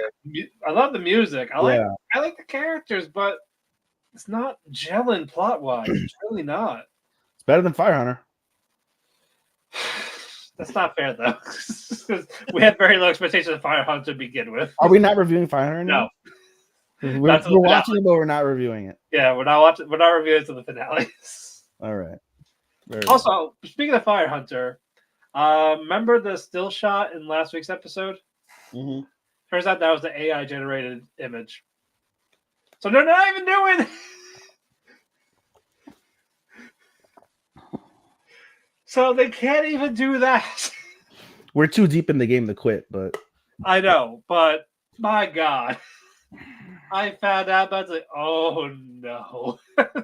Hashtag disappointment of the season for Matt and Ethan. That's the thing. I can't even give it disappointment because I was already disappointed before we got in it. Yeah, but you still had expectations. No, they'll definitely be in my worst of the year. One of them for sure. Oh yeah. There's no contest, but only a couple of things happen. We'll get to them relatively quickly because it's basically the end and I want to get to. But basically, mission's over. They're about to. We're on the ship. They got a couple weeks till they go back to the planet. So they got time to kill. Sure. But they can enjoy it because there's a serial killer on board. Yep, and it is a doppelganger. So basically, takes the form of someone, kills them, moves on to the next one. He didn't take the form of the person. He just takes a form. Yeah, he takes a form. Like I see them. So basically, a bunch of people that weren't involved are getting arrested because he's taking their form. One guy was in the casino when somebody got killed in his form. He got let go. Another person was like at the pool. Yep. Got let go. At the opera and with the staff members. Yep. And I liked how they figured it out. Yeah. It was by weight. Yeah. That was unique. So it was like they were like 89 kilograms, and that's the only way. So get anyone on board that is that 89 kilograms. Yeah. It's like cool. They're all lined up. It was 82 kilograms. So that's minimal. What? This is 82, but it was minimal. I died laughing, by the way, when you had like men, fat woman. Yes. Man, dog. Yes. Yes, it's like no. I love this because like Naomi's like, all right, we're gonna ask everyone questions. Then Rouge is like, why? Let's just fucking punch him. Yeah, but I'm gonna kill them. Like no, I'll go very light, and if they can take it, it's them. If they defend themselves, it's them. Yeah, if they just fall on the ground, it's not them. Yeah, so punch, punch, and she goes to the scar, and the guy's like, why are you here? Like, no, it's for the dog. Like, you're not gonna hit the dog. Yeet. Fucking Roundhouse. Hey, Uso. Yeet. Yeah, fucking Roundhouse kicked the dog. Like, what are you doing? And the dog stands on its hind legs, and it's the fucking guy. And it was the. Yep. And I Starman brought this up. The fights are so short. It's like less than 2 minutes, and it does bother every episode. And it's very the fight quick. wasn't 2 minutes. The fight was longer this week. I said, but more or less, it very feels short. like 2 minutes. It feels like 2 minutes, but it's really like 6. Like Chris said. Chris said they're like 5 or 6. They are legitimately like. I'm gonna go to YouTube and type it. I'm gonna go to YouTube and type in the fights, like Rouge versus this, Rouge versus this. I'll do it right now if you want. All right, as you do that. Rouge is now fighting Jaron, the guy from before, the one with the rings as a weapon. Mm-hmm. They're fighting outside. Oh, like we know about, like like your doom is to avenge your father. That's bullshit, basically. I'll give you an example: Rouge versus Dr. Afdal, which was the fight for episode. I think it was 3. Okay. Or so on YouTube. 3 minutes and 5 seconds. Okay. Yeah, another one is like 250. So like that's the longest one here. It looks like all these other ones are like I think clips of the fights. I don't think they're the entire fights, but more or less, it's less than 5 minutes. About 5 minutes or less. Yeah. Yeah, and they feel like very quick and like very unsatisfied at the same time. It's like a nothing burger. Mm-hmm. Like it's all there, but it's like you're not getting anything out of it. Yeah, especially like for example, the fight with the serial killer and Rouge was like kind of anticlimactic. Like he's like ah ha ha ha ha, and he falls into the atmosphere of Earth and just fucking like he's fine. Jaron, yeah, he's fine somewhere. And I fucking love the detective. I refuse to quit smoking. Yeah, it's like you know what? Fine, go ahead. I'll let him have that one. That's like the guy from Trigun. He's dying, bleeding out, and he's just like, light a cigarette for me. Roberto, yeah. But as it's over, Rouge gets back on the ship. There's like this military group coming in. Yep. And Naomi's like, Rouge Red Star, you're under arrest. Under Article 5 of some bullshit. Aeon Harmon, another Aeon. Because, they cannot. So. Wait, who was the Aeon? Jaron. But she didn't do anything. Right, but he saw Gilly ask her, but also Naomi was with Rouge, so he saw her, fight these other Aeons in general. But I don't know what the hell, it's quite a twist for Naomi. Yeah. But I feel like it's going to be resolved next episode. Yeah, I suspect so. So I wonder I don't know, maybe we're hoping that she just did it just for face to save face, basically, but she's not gonna help her. Like that's kind of the goal, we hope. I don't know. I don't know. But yeah, it has to do something to fucking wow me again. Because music because music can stay for so long. Yeah, for real. Moving on, Apothecary Diaries. I called it. Yes, you called it, sir. I was like, but it was just so weird how they did it. Mm-hmm. But what do you got? It was a picked up where we left off, talking about how to ruin a Curtison. But again, I'm knocked up. And Jesse's really trying to get close with Mao Mao now. Yeah, basically. Yep.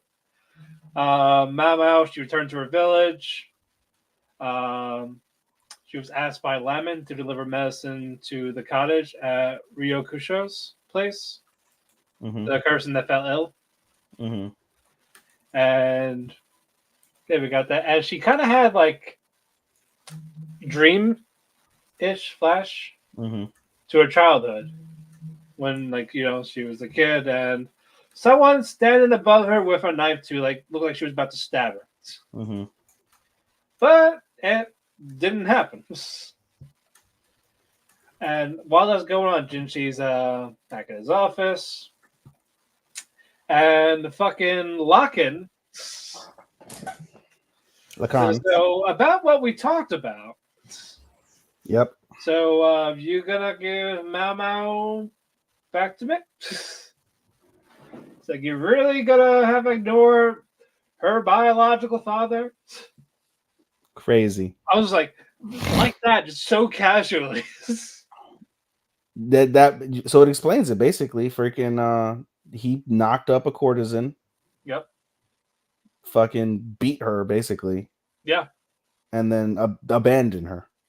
Is that the one Mao Mao's taking care of, or Hmm?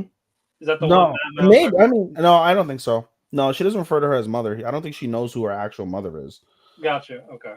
Yeah, I bet you anything. I bet you to compound on this Okay. with Mao Mao. So basically, Mao Mao was born. They took her away from her mother, and I bet you he brought her back to the castle and then abandoned her.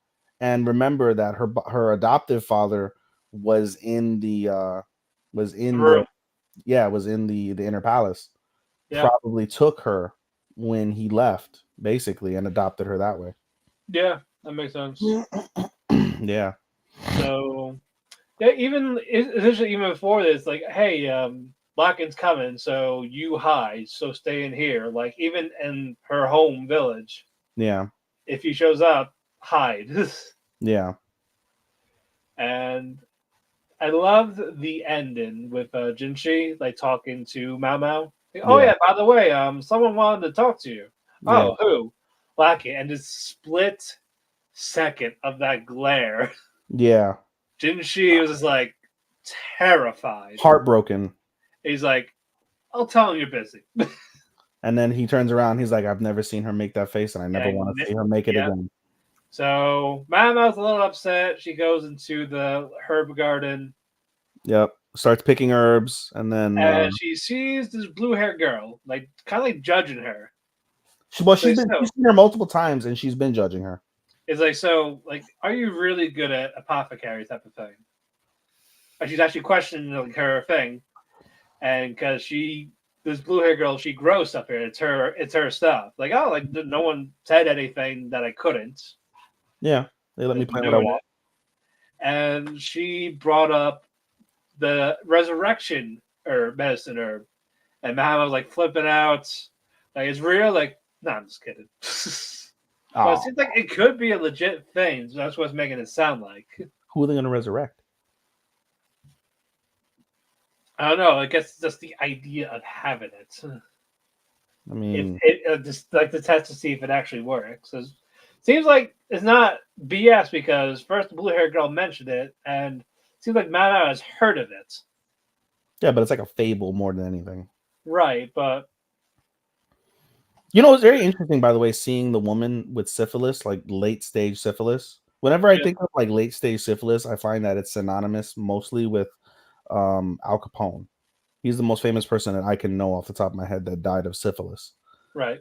So I find it fascinating to see it like depicted in that manner. And it's so fascinating because syphilis nowadays, you know, can be cured with antibiotics. Right. rounds of antibiotics. But back in those days, there was no such thing, and they just you can cure it if you caught it super duper early, but it's manifested so deep it's uncurable now. Right. Crazy. It is crazy. Would you like to hear some good news? Sure. We got 5 left. Already? Yeah. Danger, Solo, Affection, Freegan, and Hokkaido. Wow. Look We're at only an that. hour 25 in. Let's Hell go. has frozen over. CM Punk. Let's go. What's next, buddy? You know what? Let's go with Freegan. Free. Yes. We didn't Lighthearted see... episode this week. What? Lighthearted episode this week. Yeah. We didn't see today's. We're going to talk about that Wednesday because again we are going to record Wednesday, so that'd be a little bit of a shorter episode because I have a shit ton to do after. Sure. So I'll be recording. Yeah, I'll be recording 4 days on a fucking row. I've done it before, Papa. Yep. So I got this Wednesday, Impact Thursday, pay-per-view Friday, and if I'm still off Saturday, Elimination Chamber at 5 p.m. And I'm sure we'll get the PWH group to do a recap. Yeah, and we'll have Angel talk about Carl Anderson, his number 1 fan. Have you been connecting the PWH group to your TNA podcast? I did for yesterday. Okay, good. Yeah, I was like, I'm gonna get a couple more viewers. So yeah, sure, why not? Exactly. Because the best you posted it. Yeah, tis true. It's weird.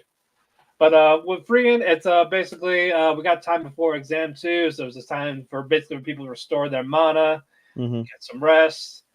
Stark has been lounging. He's happy. He's not being egged on. Nope.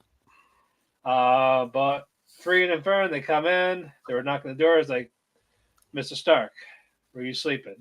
It's like, yes. It's you evening. Stayed up all night? It's like, I stood up all night. What else did you do? I got up to get water. I drank juice. It's like, yeah, for real. Yeah. But it turns out Stark was doing some random training with some random old guy. Yep. While they were gone. Who's that? He just started to come randomly. And after he's like, you've learned well. I have nothing further to teach you. Who was that? I don't know. Some old fuck. Yep. Someone says I need to start that one free. And yes, you do need to start free. Yes. Amazing. But anyway, before that though, basically to make Fern happy, a shit ton of pancakes at this random diner. Because you forgot to mention that freaking Freehan woke up late and didn't go grocery shopping. Well, that was before that too. That's the second thing. The first time they went out. First time they went out. It was just really late. Yeah. Yeah, really late. Also, yeah, it was about this rare restaurant that Freehan went to 100 years ago. 80. Sorry, 80. Because this is when him and everyone was alive. Yep. And the guy promised, if you come, whenever you come back, we'll have those same exact flavors. Yep. Guaranteed, because it's the best place. Yep. And we saw other groups going there too, like Denkin's group. Yep. Fucking Red Flag Girls. Red Flag Girl and Four Eyes. Yeah, Ubo and Four Eyes. And it's interesting because you see her use the same power that was used against her.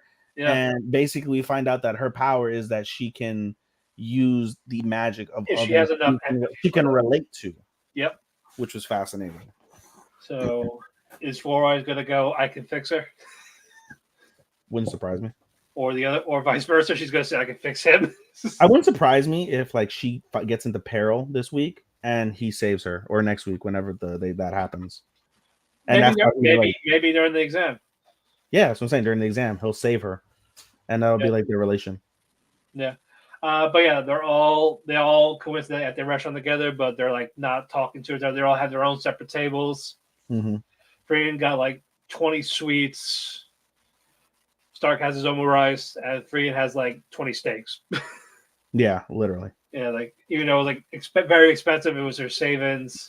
Yep. And turns out the flavors are not the same, but better. But better over 80 years. Yeah, so I'm pretty sure the old chef is just dead. It's now just family. Gotta think, yeah. It's his best apprentice. It would have been nice to see the chef. And would have been Right. like, I was "Are you hoping that, freeing? or the son. Yeah. Yeah, like, are you freeing? Yeah, my grandfather taught me these recipes." Or like, "Oh, my master," if it was like his best apprentice ever. Like, "My Yeah. master taught me these Yeah. recipes." They have all the spices. They have all the techniques still. Yeah, you know what I mean? Generations. Yeah, that would have been fucking a cool, like, That I would have loved. yeah, cool Now little we get to the next day. Free's like, Sensei's not here anymore. I need your help. Yep. Back to Patty Ford again. Yep. I love her, Patty. And then it starts like, what is it like? I'm sure it starts like, I'm glad it's not me this time. For real. Yeah, but it's like, I want snacks. Okay, little girl. Even though they're broke. So it's like, well, all right, it'll make her happy. And I love that at the bakery. Fern's like, get whatever you want. I don't mind. Starts like, she wants something. Yeah. I mean, she already picked it out, and I better pick it. It's for real. And I loved, hold on, who were the girls that fight each other all the time? I don't fucking remember the name. Lauren and Kane. Yeah, basically, they're out together. Kane got on one knee, like, hey, man, I escort you, my lady. And just they start fighting again. Yep. She put her in the fucking walls of Jericho for her pigtails. The ship has sailed for those two. But they all go to the same bakery. They bring the stuff back to the house, and everyone gets a letter. Yep. The exam is about to begin. And who runs the exam, Ethan? Cian? The Grimoire girl. Yeah. Yeah, so basically, you already know no one's going to pass. Or will they? Or will they? But we'll find out after this episode. Yeah, I like that was a calm down moment because 2 weeks ago was fantastic, and we had this one. Yeah. So I cannot wait for exam 2 to begin. I'm definitely gonna watch that tomorrow. I'm gonna watch it after we're done recording. Yeah, I have time. But I'm excited. I'm very excited. Hi. All right, moving on. Hokkaido Gals. Interesting episode. I do not like this grandmother. Oh yeah, no, grandma's a bitch. Grandma, what the fuck you doing? But basically, True. Finals are coming up. Tsubasa, Fuyuki, and Fuyuki's like, hey, want to come over to help me study, type of thing. Like, Tsubasa was like, yeah, sure, I guess teaching grandma can go away. Yes. Yes, Ernie, for real. So, Sayuri, you're gonna come too. It's like, what? Why? Tsubasa will be there. I'm in. Mom can stay. Yes, mom can stay. Yes. We'll get to the mom in a bit. But basically, it's Fuyuki, Sayuri, and Tsubasa at the house. No parents, no sister. We found out she has a sister. Fuyuki has a sister. Yep. Yet to be seen. Yep. Yet to be seen. And of course, Fuyuki gets struck. Hey, I have this really cool soda that's popular in Hokkaido. It's a Hokkaido soda. Hokkaido soda. And everyone loves it. It's very fizzy. Umai! Umai! Umai! Oh, man. I miss him. Umai! Umai! Oishi! That doesn't work. Oishi doesn't work, though. This is Umai. This is Umai. Umai! Oh, the little girl couple of... Okay, we did that. No, we didn't see her yet. Oh, sorry. Did we see her? I don't recall. I don't recall. Maybe not yet. Maybe she was hinted. I don't know. But regardless, Tsubasa is at home because he's about to be past curfew. Mm-hmm. And as the front door opens, as he's about to get out, he trips, lands on the mama's titty. Oppai! So soft, not so good. And the mother, like, she's like stone-faced. Okay, she was. Okay. Probably in the early episodes. Okay. Oh, yeah. All right, that's right. That's right. You win, Ernie. You win. All right, fair. Forgive us. We watch a lot of shows at once. So, fucking cry me a river. Cry me a river. Cry me a river. But anyway, Mai takes Tsubasa home. Like, oh, it's no trouble at home. I'll get home from work anyway. Yeah. And as they drops him off, say, oh, wow, you really do live in a nice, fancy house. No, you're skipping a very important point, though. She's like, by the way, Fuyuki could Mi-chan couldn't stop talking about how well you play piano. Oh, right, yeah, because she was upset Valentine's Day. 'Cause I saw that girl had a rough time on from the Valentine's chocolate. Day, and I was really worried, but she came home all smiles thanks to you. So thank you, Subachi. Yeah, so he made a mama happy. He's gonna get that mother daughter double whopper combo soon. Hey, double the opie Paizuri. But as he gets home, he meets the grandma. Say, how dare you? Don't do it again. If you go over someone's house this late again, I will ship you back where you came from. For real. But we go the next day, and we finally meet girl number 3. Yes. Rena. She's Rena. Sorry, she's a character so far. She's definitely out there. This speaks to Ernie so much. Yep. A Hafu girl named Rena. Yep. Hafu. Yeah. She had some sort of foreign parent, imagine American or European of some description. But she was seen beating up Jason Bird's wave and said, "Ha, citizen, now you can go take out the trash." I now abscond. Yes. Abscond? And then all of a sudden, once Tsubasa gets to class, Fuki's like, "Oh, I know her. She's like the most pretty. She's the most popular. She's one prettiest girl in the school 2 years in a row." Yeah, but, oh man, I idolize her. Well, it's the first time I'm hearing about her, so I'm clearly not. Yeah. So so Fuyuki invites Tsubasa for another study night, and then Tsubasa's like, "I cannot. Sorry." Then she gets upset, like, "Hey, so you want?" Like, nope, because last time when he left, you didn't do any studying. We just talked. Yep. So I am here to learn.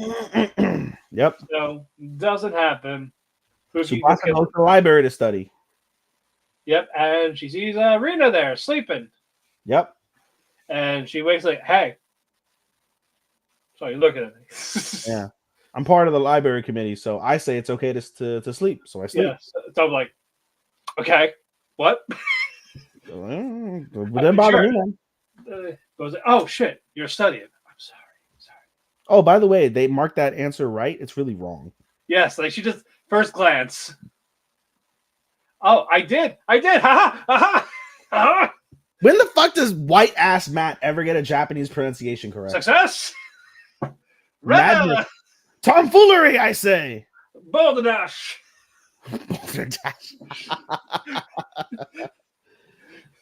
Oh my god. Anyway. Right. I was like, "Oh shit, you're studying." By the way, that is wrong. I'm sorry to bother you. I will take my leave. I abscond. Kunoichi fucking disappeared. Yes. So Tsubasa gets home. Grandma's like, "Hey, let's talk. I know why you're distracted." Pussy! Exactly. It's business. I know how to control your urges. Make you a eunuch!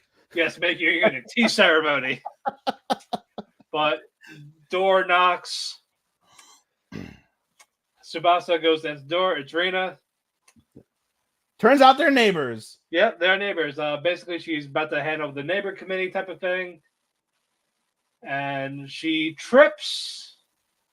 No, sorry, she didn't trip. She was like, "Oh, those clothes. Very Japanese." In his fucking chest. Yes, this kimono is very Japanese. I need to rub on it. Then grandma comes in and, "Hey, what's taking you?" "Huh, a whore." And it's like, bitch. yes.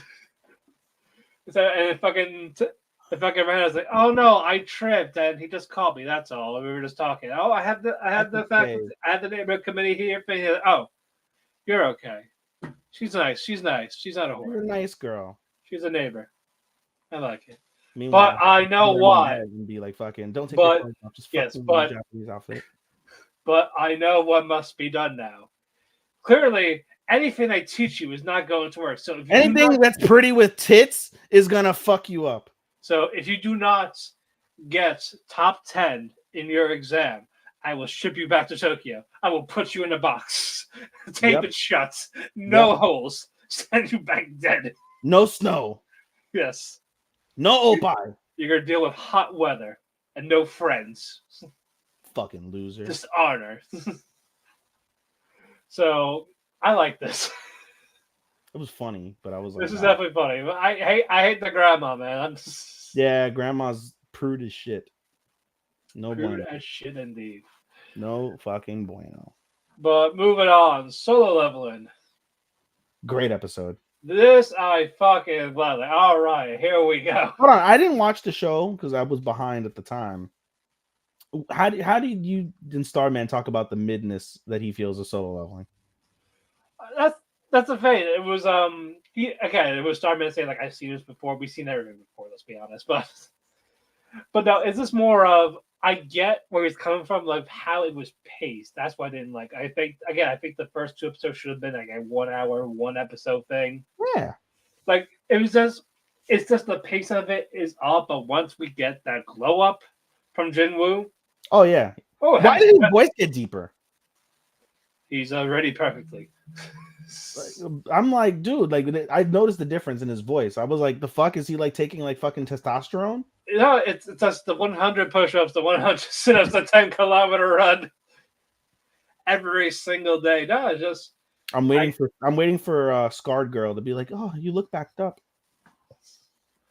But what you call it? It's Jinwoo and what's that guy's name? Shield Boy. Putz McGee? I don't fucking know. Putz McGee, the guy with the fancy armor. Is he in they were going to. You know me, I'm bad with names on shit that I'm not threading. No. No, that's still Jinwoo. Hold on. Episode 6 discussion. Episode 6 discussion. That's what I'm trying to look for. Jinho. Yeah. Jinho. Yes. Okay. Yeah. Ho. Yeah. Ho. Basically, they're going to a C rank dungeon, but for Jinwoo to get there, he has to be escorted by someone that's ranked higher than him. So that is Jinho. Mm-hmm. And he has a special armor from the family. And there is this giant ass spider, right? Spider? Yeah, boss spider. Yes. Giant arachnid. Yes. So basically, it's not Lily. No. Was that her name? Lily? Remember from the Spider anime from a couple years back? I didn't watch it. Oh my god! That was you, dude. You should go back and watch it. Maybe we'll see. Go back. It was a great one. Anyway. Yeah, but anyway, Junho was getting so scared from himself, like I'm gonna die. Why did I agree to this? Yep. But fucking Jinwoo, he went fucking like slice and stab it. It's hard to break. He's losing fatigue. If he doesn't do it soon, he's gonna die. Yep. And while that is happening, there was a party going, hey, we see these guys are gonna go to the boss and get killed. So basically, we'll get the scraps if they die, and we'll kill the spider ourselves. Yep. So they had no confidence in Jinwoo and the guy Jinho die and surviving. Yep. So while Jinho was just terrified, nothing going on, Jinwoo finally drew that final blow to the spider. He's exhausted and all this. Jinho's like, wow, that was amazing, all this. Mm-hmm. And the crew shows up. He's like, hey, where's the spider? Dead. It's like, dead. Like, no, you didn't do it. It was Jinho over there. So here's what we're going to do. This is how it works. When people die, we loot them. So you're going to kill Jinwoo right now because he's the weakest. Yep. And we won't kill you. And you'll give us your gear to live. Yeah, your special gear that your father made for you. Yeah.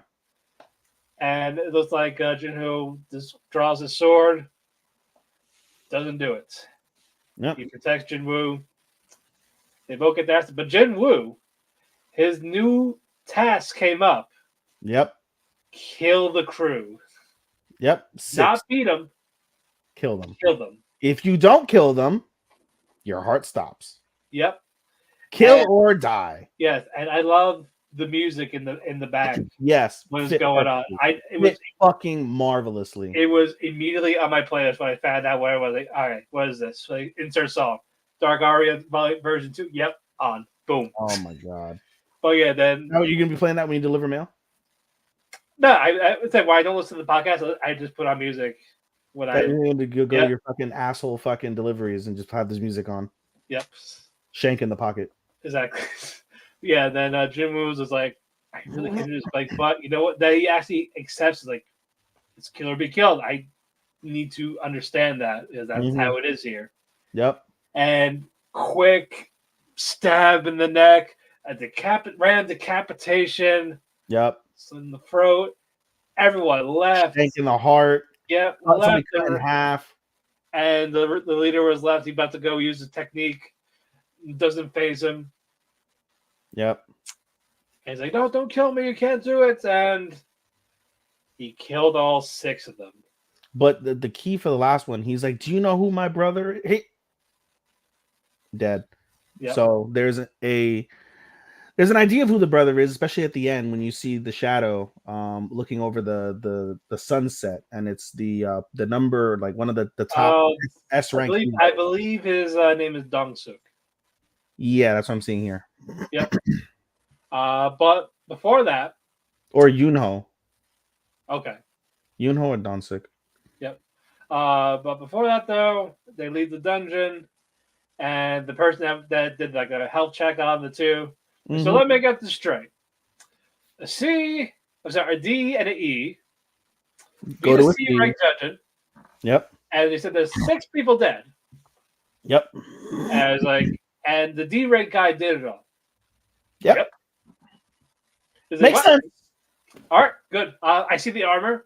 It checks out. Yeah, we're good.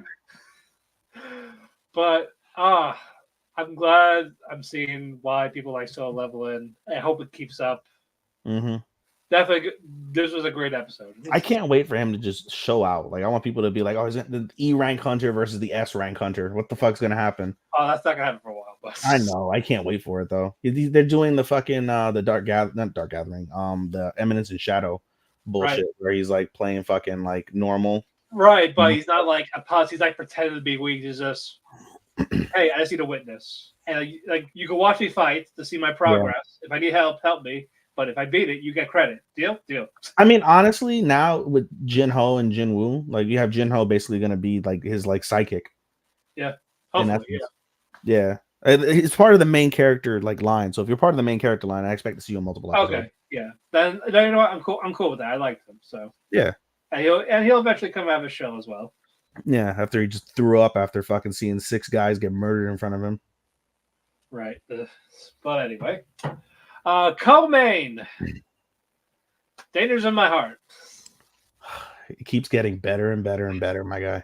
This like I said, this is what I was telling you about. I'm having a hard time with 2 awards because no matter what order I watch them in, it's like, wow, this was really good. And I go to the next one. Fuck. Even better. Every time. Either way, it is if I watch this person inside in danger, it's just fuck.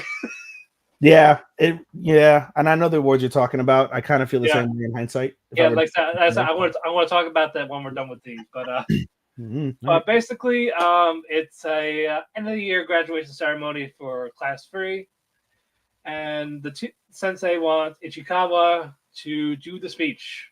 Yep. Like, what? Why me? But apparently, he has no one else to ask. Yeah, basically. And fucking, of course, Yamada. And Big Boy goes like, oh, hey, you should totally do it. Yeah. So, okay, first try. Practice run. Everybody, thank you so much for... Yes, he said very fast, but because he also had an image in his head, like, I tried this. I was so happy to talk about car safety, and I choked. Yep. And it happened here again. Very loud, and he blamed the broken mic. Thank you so much for being here, and I want to wish everybody a happy graduation. You guys have done really well throughout this period of time, and everyone's just looking around like... It's like, go Broncos. Go Broncos. Let's ride. Yeah. And it's just like, okay. So Yamada pulls Ichikawa to the side, tries to help him out a bit. It's like, here's your diaphragm. Like, no, that's my lower area. The diaphragm's up here. Yeah. You want to go a little lower? No. But basically, Ichikawa maybe get some confidence in himself. Change his look a bit. Yeah. He asked his mom instead of 2,000 yen for... Also, I'm sorry. Before that. While they're in the gym, they hear 2 people. A confession. Haruya And what was the girl's name? That's Creep with him? Senpai. We call him Creep Senpai. But I'm talking about the girl that's with him. I don't think that she's consequential, truly. Okay. But basically, Joe confesses and he's like, "Hey, I'd like you to go out with me." Mm-hmm. And then he's like, "No." Like, why? He's like, "Yamada?" Yep. Mm-hmm. I feel like that was very intentional. Like they wanted her to hear it. I don't think he knew they were there. It's just I know, dumb. but I go. It's just the way he looked at Ichikawa during the speech, like both times. No, he didn't look at her during the confession. He didn't know they were there. But I don't know if he saw them going in, like hiding in there. No, I don't know. Okay. I think she brought him to that location. Yeah. They Okay. were both oblivious to the fact that they were there. Okay. And Ishikawa was going to stand up and say something, and Yamada's like, nope, nope. And Ichikawa was like, I hope she didn't hear that. Mm-hmm. She did. Mm-hmm. So, oh. But anyway, at the end of the episode, we'll get to. But yeah, Ichikawa, get some confidence, get some change this up a little bit, so get a haircut. So 5,000 yen for a haircut, so $50. Yeah. So bit of a buzz. Some bangs are cuts. Yep. Like, he looks kind of the same, but not really. I hate that they made it gray. Yeah. Like I guess to show the difference in the haircut. I don't know. It wasn't really the animation for that particular piece. Was I know. But what you call it? Yamada is like, something's different about you. And during this, they were fucking up his hair again. Yeah, one of the girls was like, "Hey, you got went to fucking the other kid," and I was like, "You got a gel? Give it now." Yep. And they're just playing with his hair because she wants to. She's an aspirating hairdresser and stuff, and yeah. He ended up looking like a fucking delinquent. That was funny. Yeah. I was laughing at that. 1990s Yu Yu Yakusho haircut. Yes. But I liked when Yamada and Ichikawa are alone for this. He's just like, he's very scared. He's nervous. Super nervous. Yeah. And Yamada gives him that little, like, just do your best. It's going to be all right. Yep.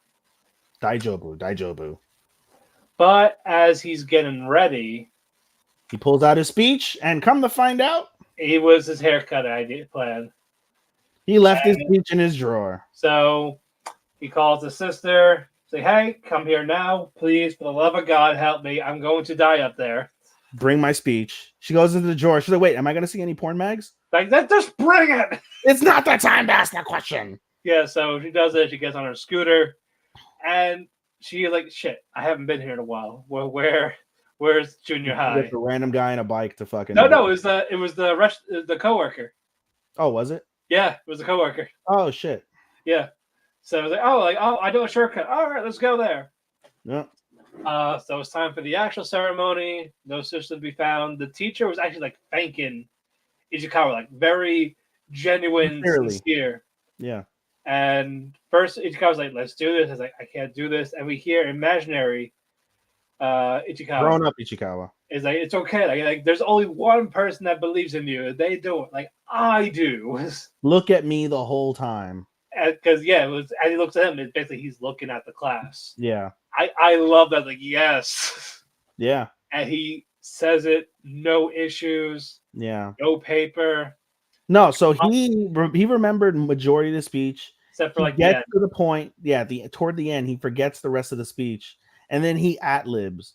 And the ad-lib was stupendous. It was passionate, it was heartfelt, and it, really resounded with the class. He ended up finishing the speech. Everyone gave him a standing ovation. Yamada damn near had tears in her eyes. And as Yamada goes to congratulate in the back, he faints in the teacher's arms. Oh, sorry, but it was Yamada's. Okay, but he faints in the teacher's arms. Ichikawa, yeah. Yep. And he's in the nurse's office. Yamada's there, checking on him. And then Creep Senpai comes. Yep, and he's like, "Hey, dude, that was great. I loved it. Hope you're feeling better." Yamada, 2 seconds. Yeah. And they said, and Ichikawa's he's gonna go to sleep, so they think he's gonna hear. They do it outside of. They do it right, like he's in the fucking room. Yeah, and That guy's a dick. yeah, Super and dick. no, I think he knows. I think he just wanted her to say it. That's Sure. why, and he wanted Ichikawa to hear that she likes him. Yeah. I think he knew he didn't stand a chance, and this is his parting gift. But yeah, I'll talk about how he used to be in soccer and all this, and like the guy I looked up to and all that. You're a wonderful person. By the way, go out with me. And Yamada says, I like "No." somebody else. It's like I can't hold on. I'm all holding on to something for someone else, And I she had no begins to room for cry. anyone else. Just a ball crying. And fucking Ichikawa was crying. She was like, "She likes me." Yeah, Dun dun dun. and I was named the episode. Yamada likes me. Yep. And then soon afterwards, Ichikawa storms off, No, embarrassed. before that, like, oh, by the way, I'll talk to you on break because he gave me your number. Uso. It's like, no, he didn't. Liar. Uso. Like, I know. And they just go like, why would you say that? Like, what's the point? And then we see Ichikawa storm out soon afterwards, red faced, and Creep Senpai tries to talk to him. 2 seconds after Ichikawa storms out, red face. red face comes out. They turn to each other and They walk walk- opposite directions Yep. to end the episode. I love that. Ah! I know. We're getting close. I hope. We're getting close. Oh my god. All right, let's get to the main event. Main evento. Last call. Last call of hot chocolate on this cold winter day. A sign of affection. We gave it to them this time because something happened that was pretty big. Pretty kawaii. Very kawaii. Kawaii. Yes. Very kawaii. Let's hold on. How did it start? Basically when it was Itzomi kissed Yuki's hand, right? Yeah. Yeah, kissing the hand. And she's like trying to figure out why do you do that type of thing? What does it mean? How do I ask him? Yep. But phone call. Then what?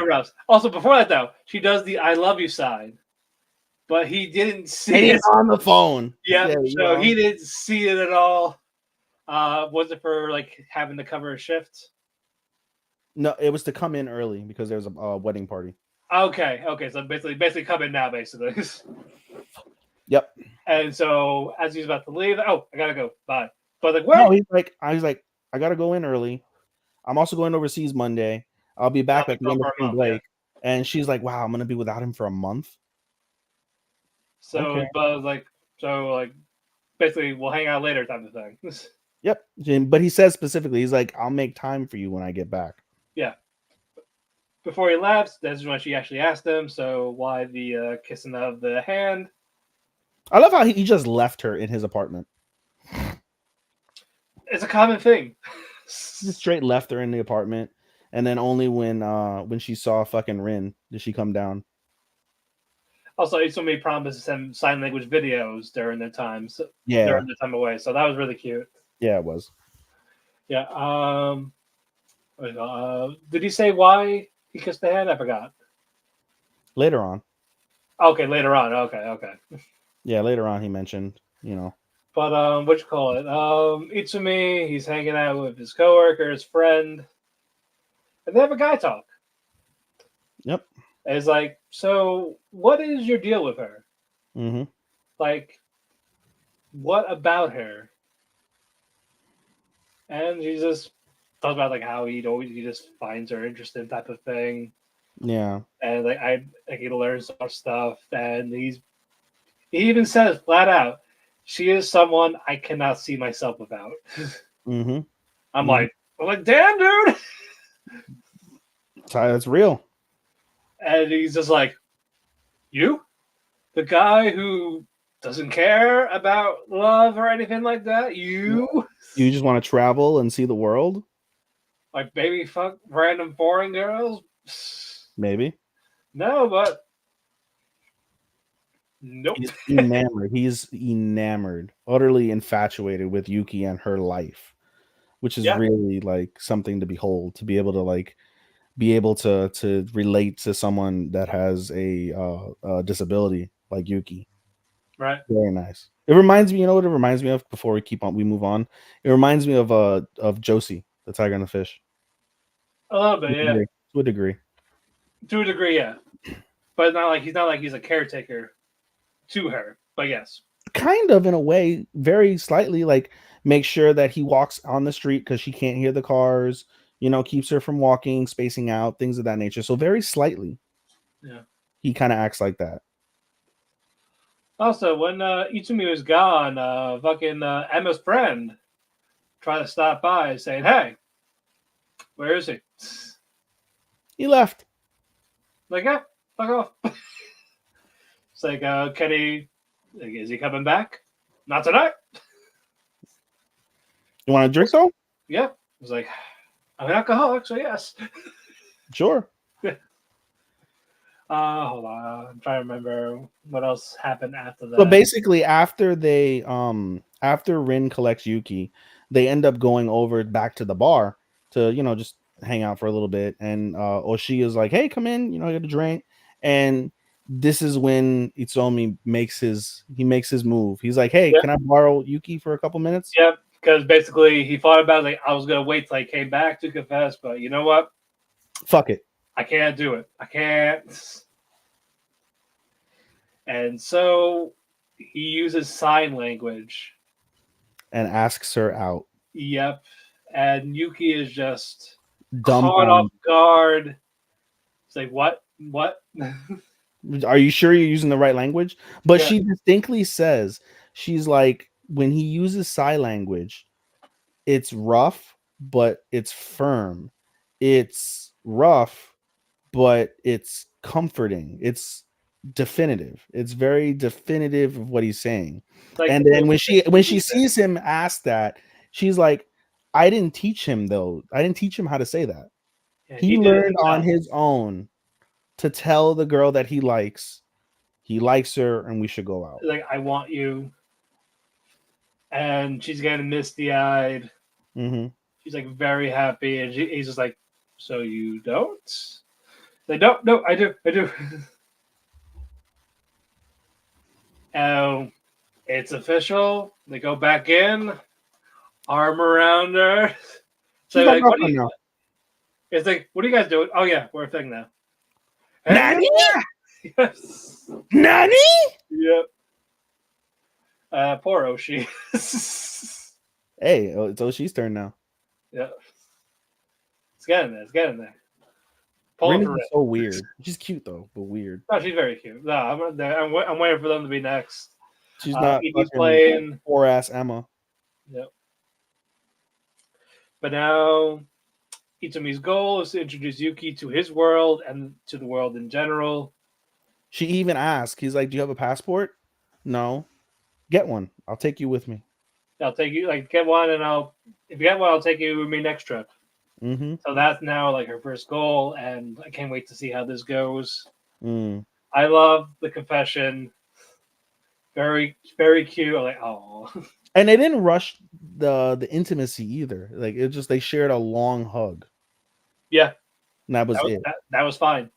Yeah. That was a good way to start it. So because you obviously know they kiss. You can see it in the OP. In the OP, yeah. But Mm.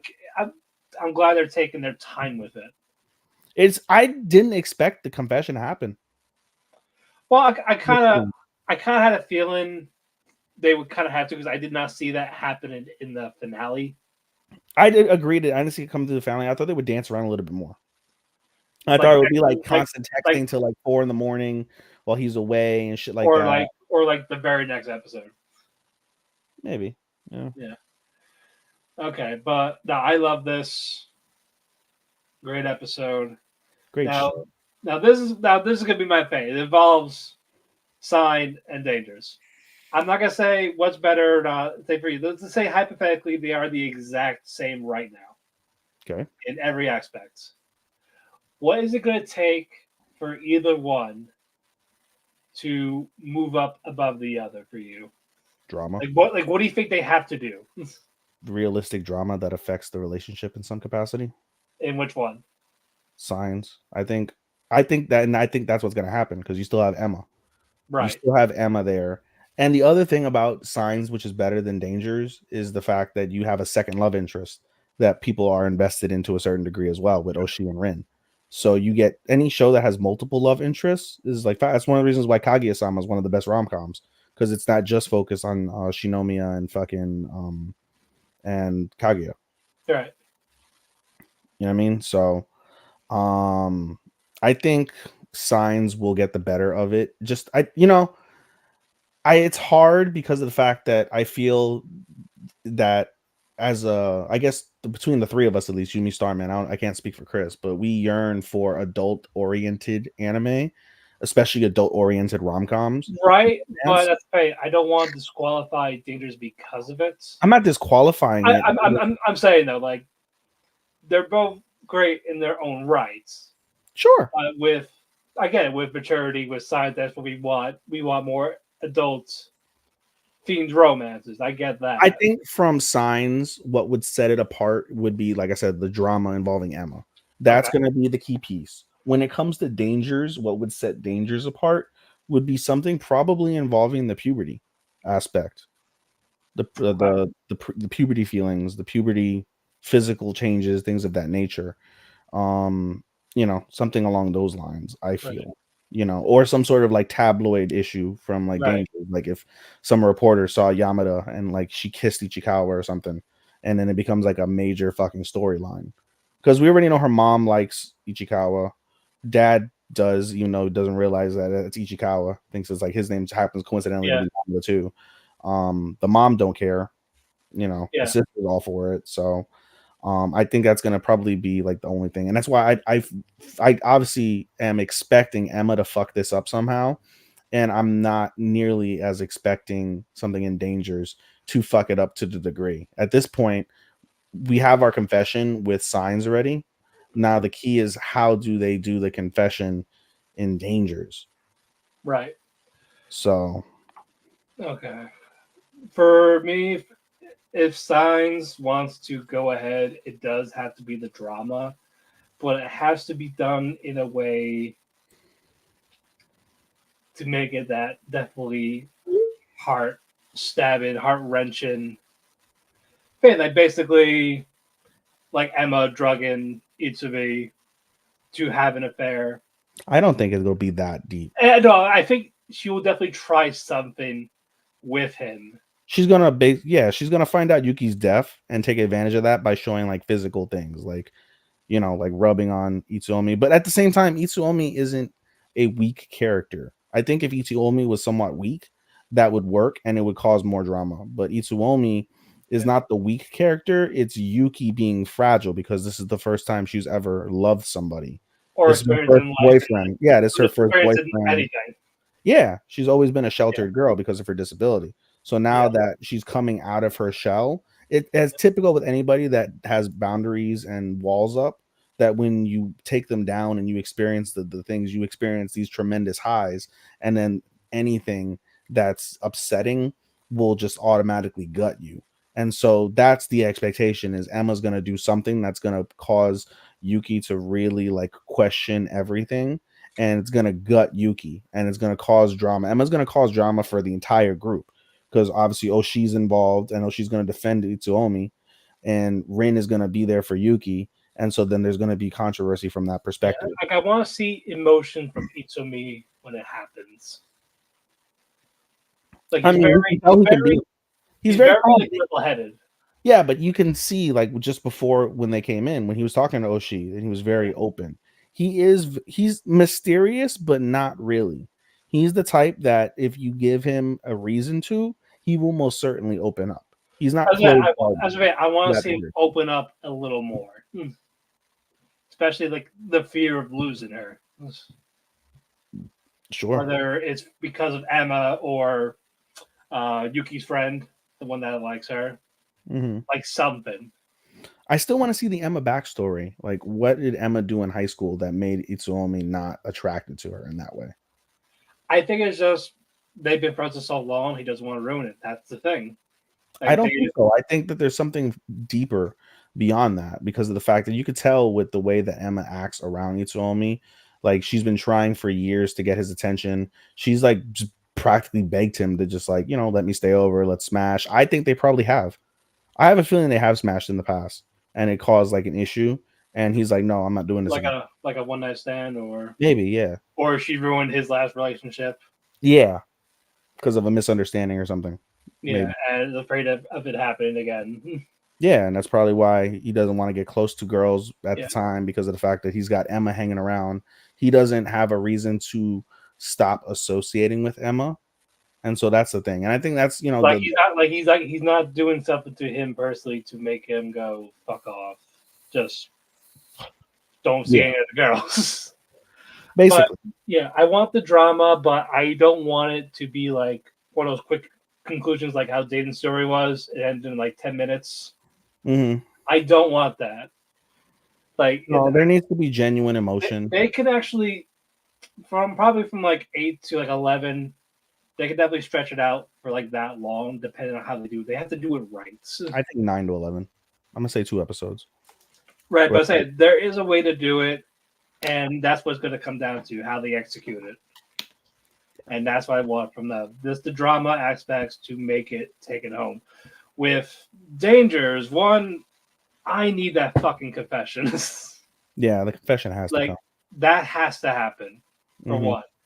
And this is about also self-discovery, because again, they're teenagers, they're basically going through puberty, and they have a lot of insecurities about themselves. Yeah, they're 8th graders going into 9th grade. Yeah, again, and again, they're very self-conscious about themselves as people, those insecurities, and they're trying to fight out of that. But what's her face? Yamada is more about her emotional insecurities. Ichikawa is more about the physical insecurities and self-confidence.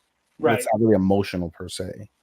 Right. Let's say I want them to like overcome it for the most parts, like accept themselves before loving the other. Mm-hmm.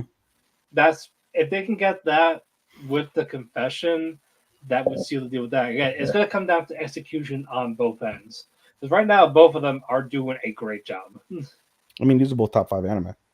Both of them, yeah, for sure, 100%.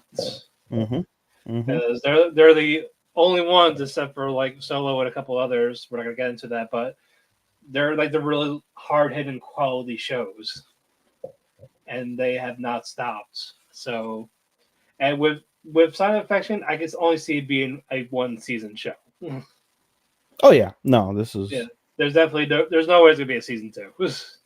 I mean, when you think about the timeline too, they're in winter right now. If you look at the OP features them kissing under the wisteria and the cherry blossoms. I feel like that'll be near the end, and that's near the end, but that's spring. So you're looking at them stretching out multiple episodes over the course of no more than 3 months of a timeline, you would imagine. I feel like the next episode is going to be about that month. Like, what are you? Oh, I'm back, type of thing. I feel like that's what they might do. And the other thing I forgot to mention about Signs, which is also critical, is the childhood friend, Koshi. Yes. Koshi, right? Is his name? Oshi.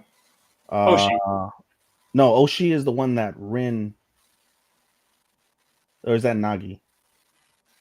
No, Nagi is the one that Rin likes. Yes.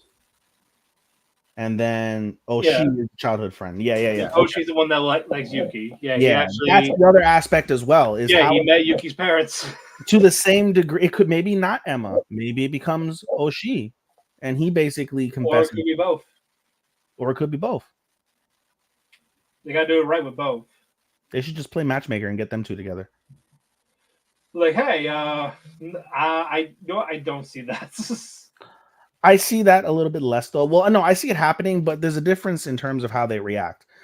Like you can already tell that that Itsuomi understands probably low key what Oshi is feeling, especially once he really comes to understand the relationship that him and Yuki have, the fact that they're childhood friends. And he understands how men think from that perspective. I don't think Itsuomi looks at him as a challenge. I don't think he looks at him as like a problem. but Oshi will become a problem, and it's going to be up to Yuki to deal with Oshi, because I think that Itsuomi's level-headedness won't allow him to escalate that problem to the degree that it becomes a larger issue, versus when you have, two girls involved in catty bullshit. I think that it lends itself to more drama from that perspective as well. And so that's why I see Emma causing a rift is the far more likely serious piece of that. Right. No, I agree. But yeah, it's gonna be interesting how episode 7 goes. I think we'll get a little clearer idea of how they're gonna go forward. Now that they are now that they are a couple, we're gonna see what can happen. Right. But closing thoughts before we get out of here. Good to be on track. Don't know that I'll be on track next week. We'll see. For Wednesday. Yeah, Wednesday is a short timeline, dude. When you think about it, we have 10 of 16 shows, or no, not even. When you think about it, Tuesdays are blank days for us, and then Wednesdays, we're not going to be watching Wednesday shows that day. So that's we probably will. I won't. I probably won't be able to, because I'll be catching up on fucking Saturday. So okay. Yeah, between Saturday and Sunday, we have like 10 shows, 9 shows, something along those lines. Let me count. I'll do the count real quick. I had 8. We have 3, and so Ichi, Ni, San, Shi, Go, Ro, Nana, Hachi, Kyu, Ju, Ichi, Ju, Ni, Ju, San. 13 of my 16 air between Saturday and Monday alone, and we're not reviewing Fire Hunter, so I don't have to necessarily watch that to be part of the show. Yeah. Regardless, I mean, unless I don't do solos, realistically, then I have only 1, 2, 3, 4, 5, 6, 7. Right. If I don't do my solos. So let's say we'll figure it out. Yeah, we'll figure it out. Regardless, though, enjoying the season, very strong season. And it's so wild to me when you think about it. Like, this season starting off so strong, and if you look ahead to 2024, there's so many like more good fucking anime that are gonna drop. Spring's already loaded. Spring is loaded for us. I have 20 different shows that spring we'll get to at the end of the season. Yeah. And I'm like, in my head, I'm like, how do you balance life with the anime? That's what I was saying. Like, how would you feel if you did every other week to give yourself a break? Because I know you've been burnt out. I'm here when I can be.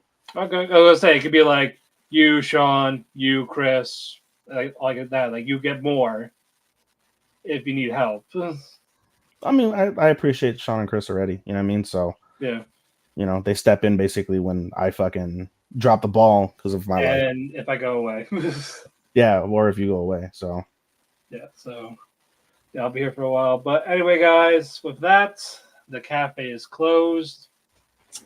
You can follow me on Twitter at DamienPhoenix12. You can follow him on Twitter at at Showstopper24. Or is that your Twitter now too, Anime Daisuke? No, that's my Instagram. Okay.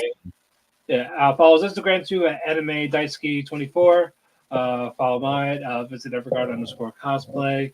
Follow our Twitter at Otalku Cafe Anime. We also have a link tree for whatever you listen to your favorite podcasts. We're on Spotify, Apple Music, iHeartRadio, Amazon. Just type us in the Google search bar. You can also watch the video replay on YouTube if you desire to. And Twitch. You could also, we want to thank Sean for being our editor. We also want to thank W2 Network and Chairshot Radio for hosting us on their platforms. So follow them at W2M Network and at Chairshot Media. Always use your head. Guys, we will see you Wednesday. A little bit of a shorter episode because again, I got a lot to go on for next Hey, this is the shortest episode I think you and I have ever done. In a while, yes. My shortest is still with Chris. So. No, I know. I said you and I. I said. Yeah. Shortest in a while. But guys, till then, we'll see you Wednesday. Good night, and oyasumi. Oyasumi nasai minasan. Bye.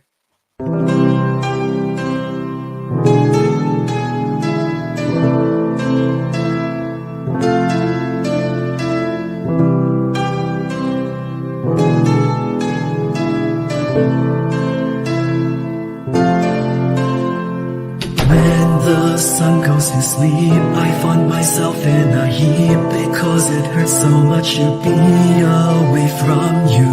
It makes my day when I get a text from you, but still I say goodbye again. Let's hope this isn't the last time that I see your face, but hey, it's fine. I know everybody needs a little space. There's no one to blame. Goodbye again. Let's hope this isn't the last time that I hear your voice, but it's your choice. I can't keep you here forever. Just promise me that you'll come back.